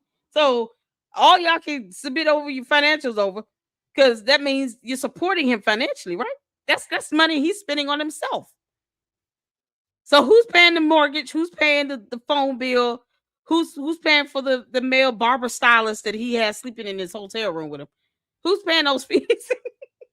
Who's buying his clothes? Who's feeding him? Because he doesn't have a job. So we need to know who's paying for what. How are these expenses being covered? Yeah, because that's what's going to happen, Umar, because you're a clown. Let these women sit here and claim to be his legal wives or a wife or whatever. Okay. What's her name again? Lady Luck Club said we need to be writing their names down. Maybe we can have him served at these addresses as well. Yeah, go ahead. Keep claiming you married to him or try to defend him. Good luck to that. They have no idea what they're in for. You can't make this stuff up. Oh, man. Yep, boss moves. Did he use that soap? Y'all, I'm on one tonight. Umar hasn't done a damn thing for the black community except take their money. Exactly. The Oompa tardians. It says red in his mouth. Exactly. No school, no institutions, nothing. Corn Hammer. Wonder what that's about. Corn Hammer. Corn Hammer.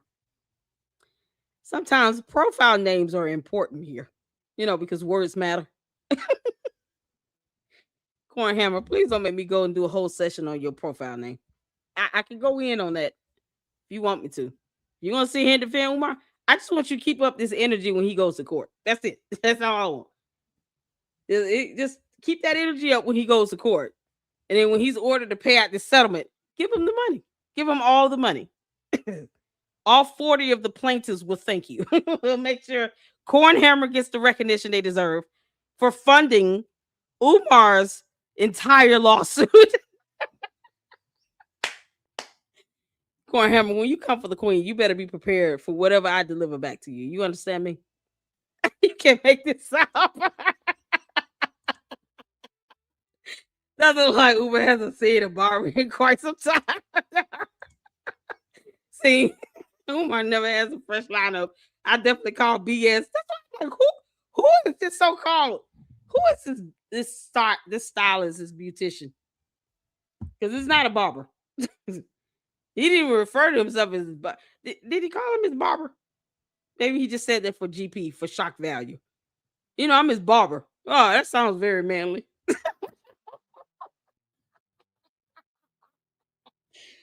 Oh, really? What do you do?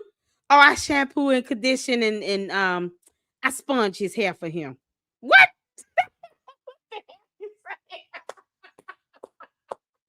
Wait a minute, I'm sorry. Say that again, sir. Yeah, I shampoo and condition and sponge his hair. You say you were his barber though, right? Yeah, uh-huh. Is it cool if I stick around? Mm-hmm. Girl, thank you, girl. I got the rest of these corn hammers on my feet. Corn hammer, I told you don't come for the queen. I gotta rest these corn hammers on my feet. Ooh, they itching and scratching and burning and hurting. And then the next day, them two leaving the hotel don't look like nothing's been shampooed, conditioned, or sponged. Like, Umar, I thought you got your hair done. What? Oh yeah, this is my barber. Mm-hmm. I did his hair. Mm-hmm. Yeah. Then had to do it again, girl.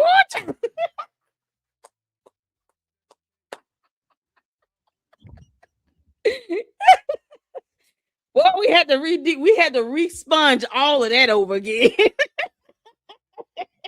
We effed all that sponging up. You can't make this stuff up. Oh man, Umar straightened out them corn hammers in his feet. And the barber re-sponged that head again, that man unit. Umar talking about cutting his hair down, this man unit on his face to look like a whole butt cheek. It just reminds him, I guess, of this male beautician stylist that he's got. Yeah, Umar, it might be sweet memories for you. Let me not just help you reminisce. You can't make this. It said sweet, sweet memories. Yeah, I'm just gonna get a whole butt cheek on my face. Oh, ooh, child. Hey, is he? Y'all have no idea how long I laughed when I first heard that. I was like, what did he just say? He's gonna cut his face into a whole butt cheek. Oh, okay. Oh, this is why I don't take your clown ass serious. You can't make this stuff up. It's like, who says that? Oh my God. Autocorrect thinks it's smart, but I didn't mess up. Telling him something usually is okay. I get autocorrect a lot. The couch made his community shake on stage. Umar, you can clown. William says, season greetings from Nairobi, Kenya. Trust all is well with you all and looking forward to seeing you in Kenya in 2026. Shout out to you and shout out to Kenya. Dorian Gray says Dr. Fruit Fly done been caught in the fruity entanglement.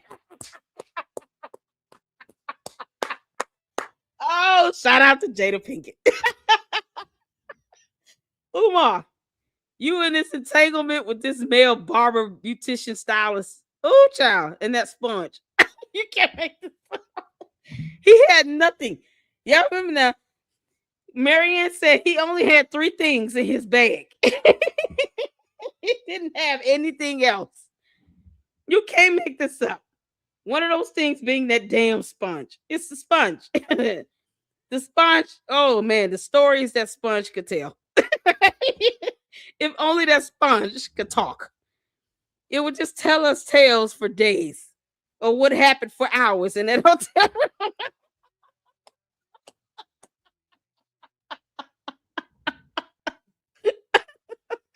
Oh, we'll call the sponge the talking Umar. Because Umar just told on himself. He walked right into that one. He slept on the couch. What?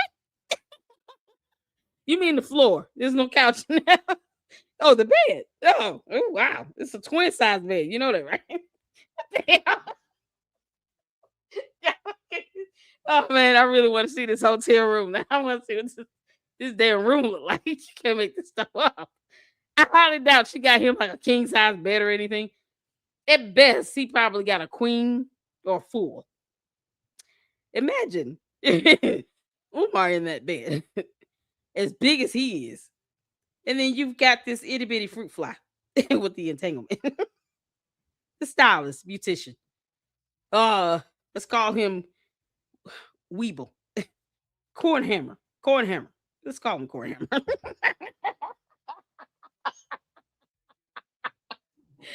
Cornhammer and Umar, after having hours of shampooing and conditioning. Fun time with the sponge. And then Cornhammer decides, I think it's time for us to hit the hay. I'm gonna just take this couch in your mind. But in reality, it's the bed. I told Cornhammer he walked right into this. Oh, good Lord. Oh, God. I don't know if his mother's still alive, to be honest. You know what? I hope she is. I said the same thing. I keep saying this. It's not even to be mean and negative or anything. It's like we want a sign of life. We want proof of life. That's it. I don't put anything past anybody. I've seen enough true crime stories and police interrogations of real people having done the most horrific things to their own parents. And that parent is sitting in that home deceased for weeks. And it's like, oh, I didn't know. The family comes out. I had no idea this person was capable of doing this. We're so confused. No. We've had, two stories of celebrities where their own sons took the father's lives. Rob Reiner and his wife. And then another opera singer, a black man, and his son did the same thing to him. 3 or 4 days before Rob Reiner. I can't remember the guy's name in California, but he's an opera singer. And his son took his life. And then almost about a week later, Rob Reiner loses his life to his son too. It's crazy. So I wouldn't put it past Umar to be able to, not saying that he ate it or something, but just something happened. He didn't report it, because he feels like he still got an image to keep up. No, people are concerned about a human life in the home that you're supposed to be taking care of. And you won't even show proof of life. You won't even allow this person to see her own children. You won't even allow your own mother to see her grandchildren.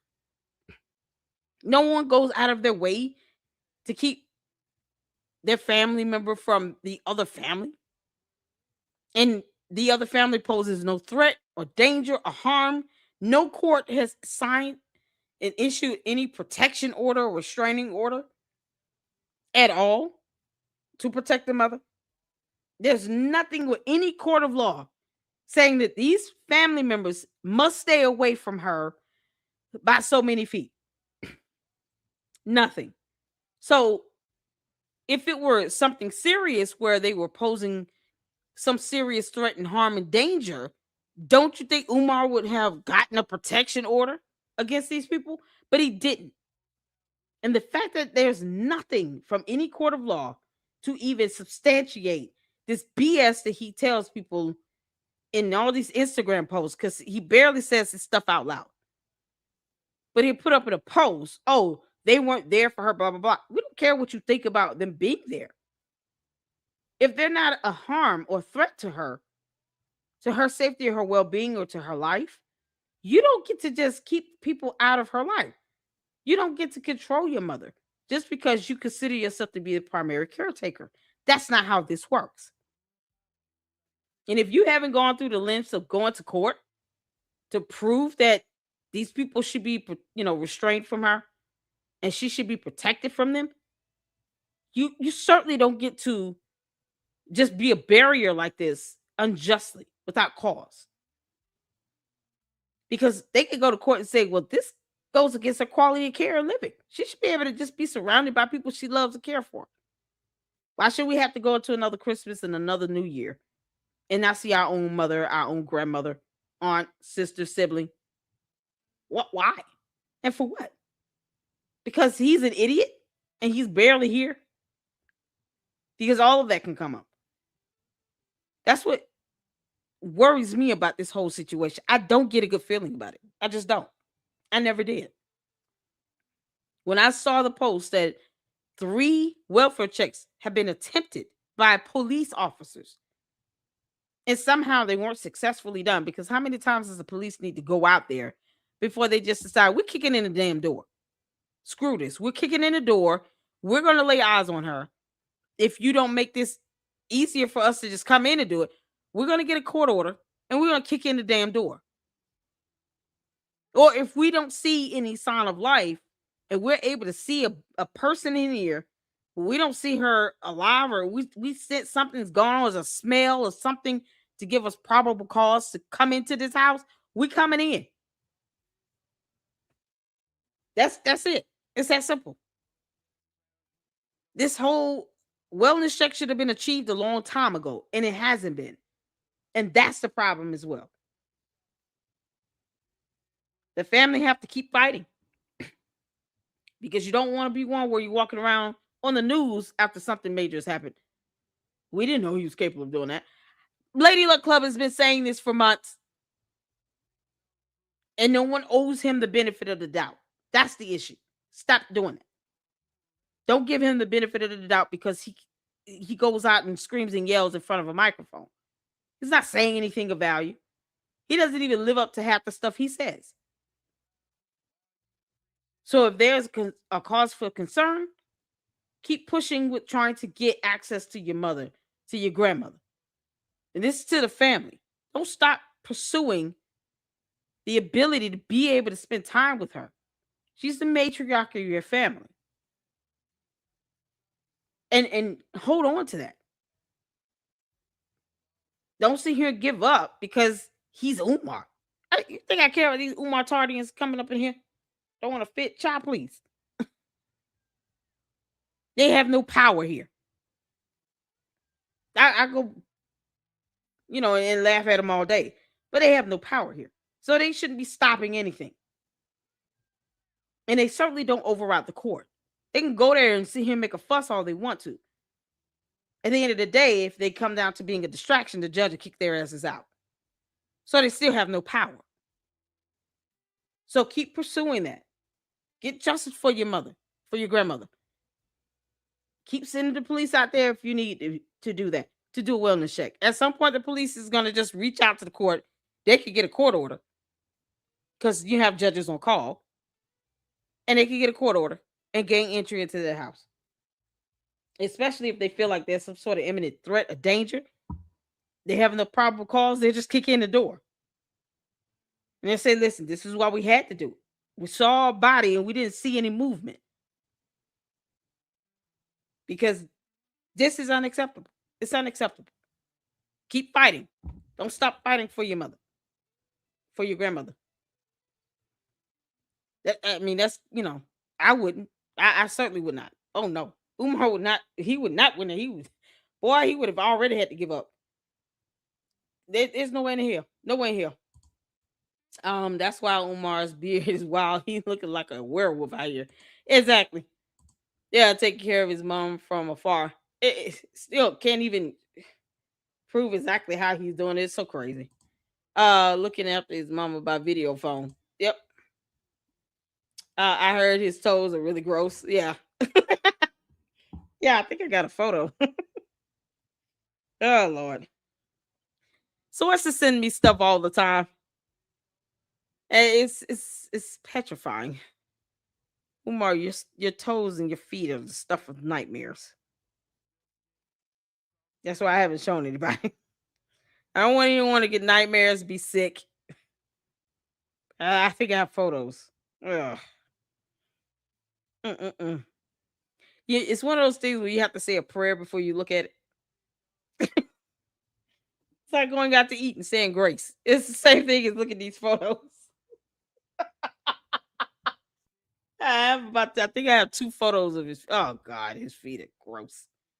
Yeah, they're werewolves upon themselves. His feet are corn hammers mutated with a virus. Think of the nastiest thing you could see in one of the scary movies. Like things, something that would gross you out to look at.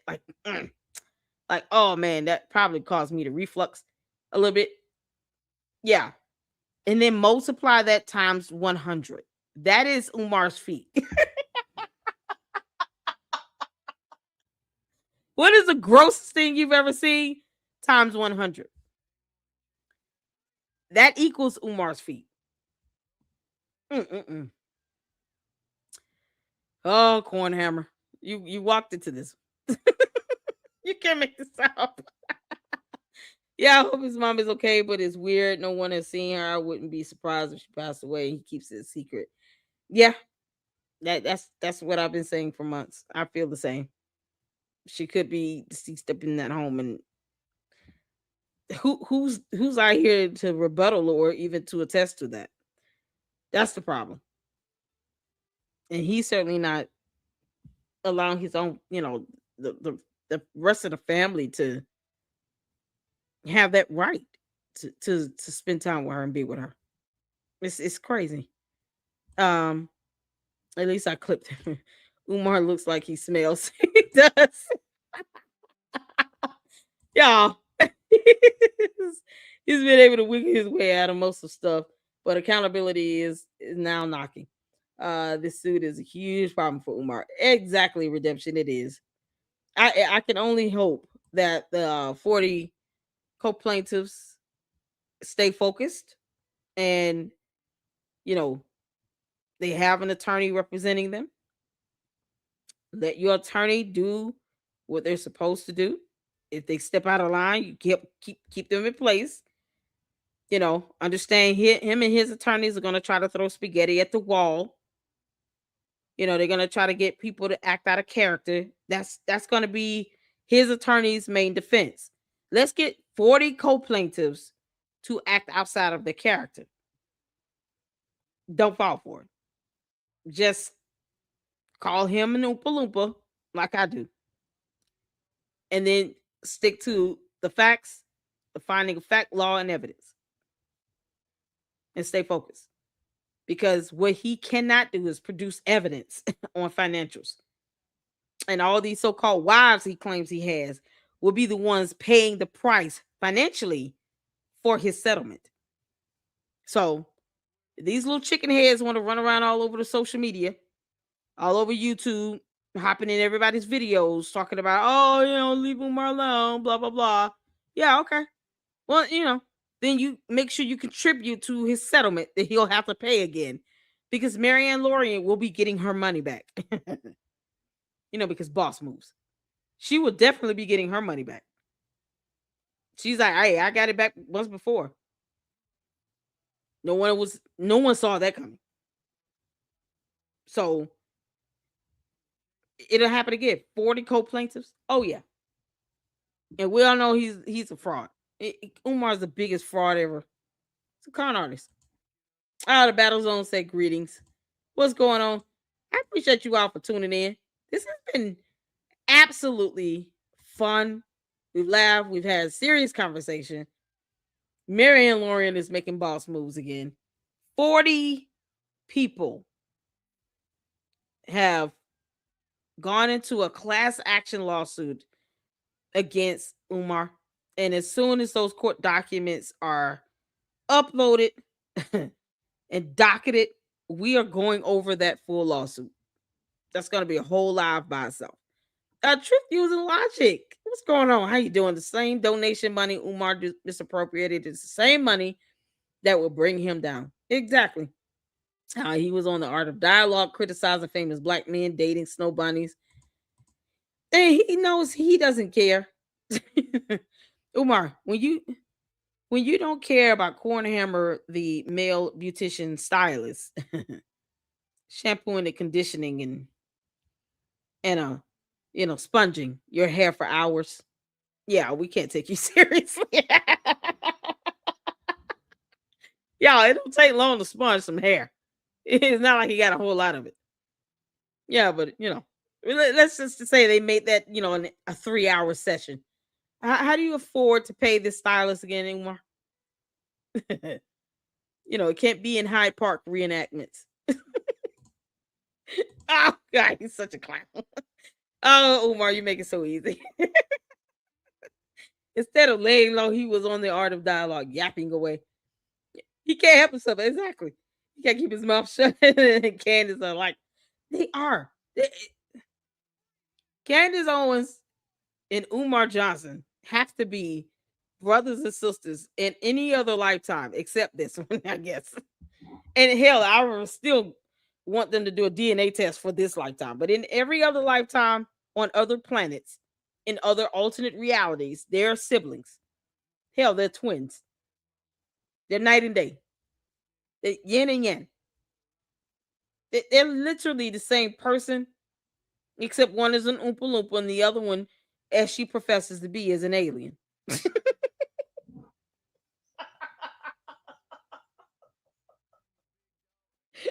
She said it, not me.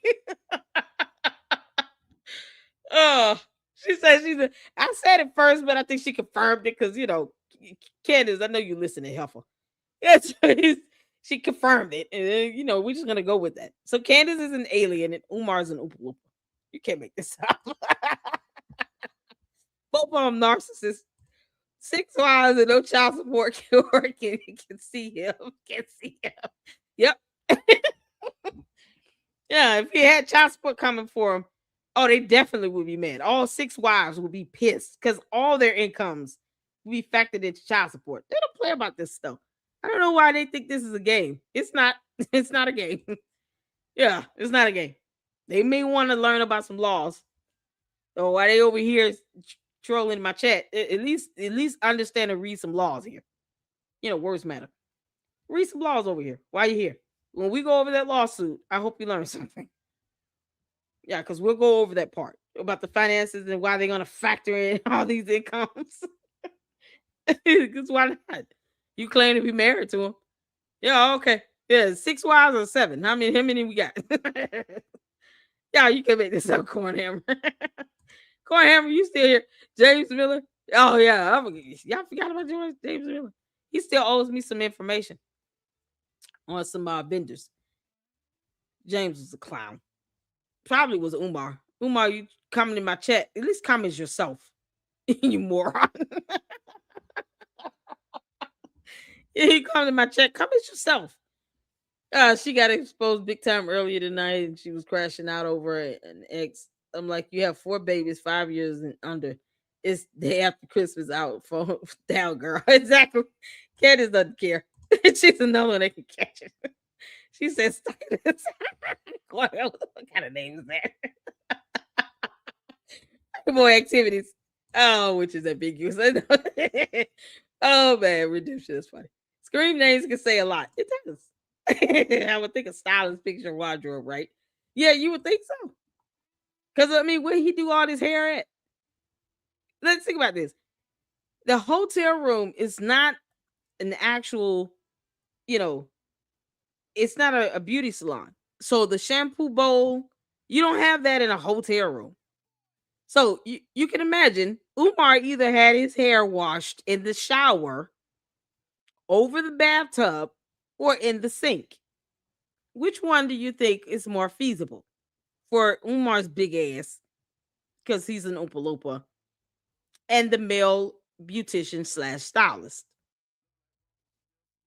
Did he get his hair shampooed in the shower, naked, or just leaning over the bathtub, or in the small ass bathroom sink, where I highly doubt, Umar and his man unit could comfortably fit.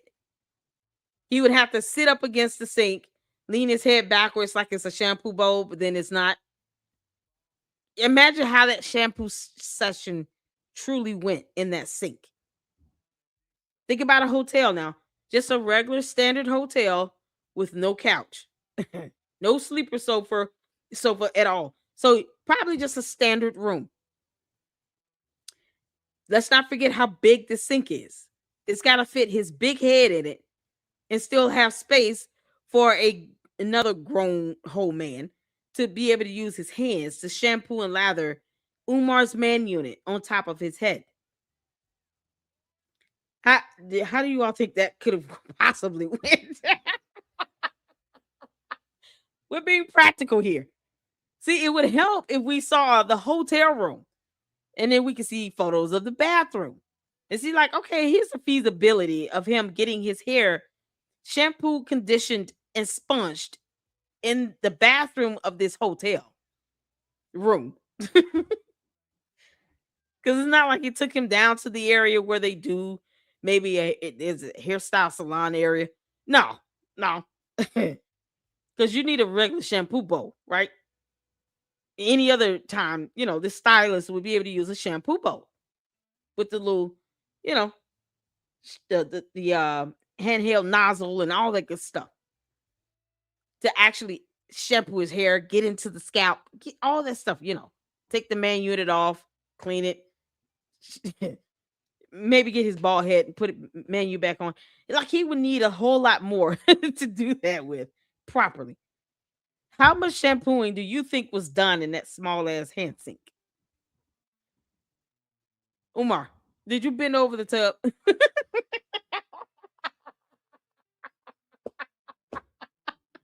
can imagine how this session went. I'm serious.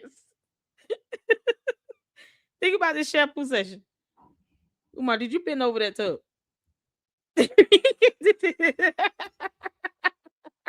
Thank you. This is redemption. That's exactly that's what we at with this conversation. Yeah, the hotel sinks are not designed for that.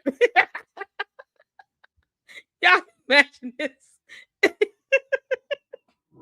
Umar, unless he bent over the tub. The only other option is he had to take a shower. He had to take a shower. That's the only other option, Umar. Or you could just tell us exactly what happened. Yeah, not that we would necessarily believe you, because you lie like hell. You can't make this up. Yeah, that's insane. Umar definitely needs dressing tips. He wears different colors. Remember, this man was not supposed to be inside on the set. He was supposed to wait outside for that late night. Yeah, exactly. I always say Candace needs a stylist when her shirts are off. Usually a stylist would dress you. Yeah, exactly. Dr. Pumar wears nail polish. He does. He wears clear nail polish. Umar, why? What the hell? He always talking about fruity stuff, but then he wears clear nail polish.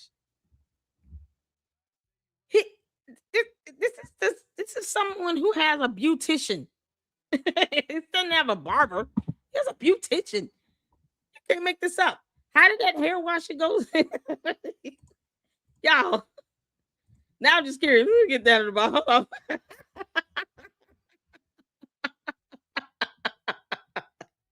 All right, good night, everyone. Oh man, y'all, we about to go. Hey, Anonymous, how you doing? You can't unsee it. The FDMG tall is pretty gross. Exactly.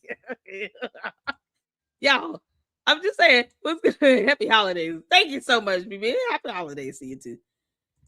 We'll be back up tomorrow, y'all. His hair might be a whole man weave, though. I think it is. I really do. Good night, else. Let's see. Oh, somebody said good night. Thank you so much. Good night. Thank you for tuning in. Y'all, we almost done. I just had to get this out. I just want people to see like exactly how this goes in a hotel bathroom. He bent over the tub because that's the only clear feeling unless he just got in the shower. And the stylist is just right there with that sponge, is just waiting. Oh Lord. No, he can't make this stuff up. All right, Umar, you are officially gross as hell. You can't dogs all over their face. Umar Shango stick in that sponge. Yeah, the stylist is who's the stylist? Umar, this is what happens when you run your mouth. No one asked you to tell us that somebody slept on a couch that didn't exist. Now you see what happens. Now I get to go in. Oh man, Ace Stage said he was getting all right. Full service provider. Y'all, he bent over the tub. Thank y'all so much for tuning in. I appreciate all of you all. 4 hours in. We've had a good time. Shout out to Marianne Lauren. And shout out to all 40 of the co-plaintiffs. As soon as that lawsuit hits and is docketed on whatever court has been filed in, we are here for it. And we will be going over it. And so I appreciate you guys so much and your support. Hit the like button on the way out, and I will be going live on later today. I guess it's Saturday where I am. And we'll go over Candace, and then I have a couple of Umar videos to do. So we'll go over that. And I appreciate all of you all for tuning in. All right, so tune in tomorrow. And I'll see you all in the next one. Shout out to all of you all. Have a good night. Lady, look out. Deuces.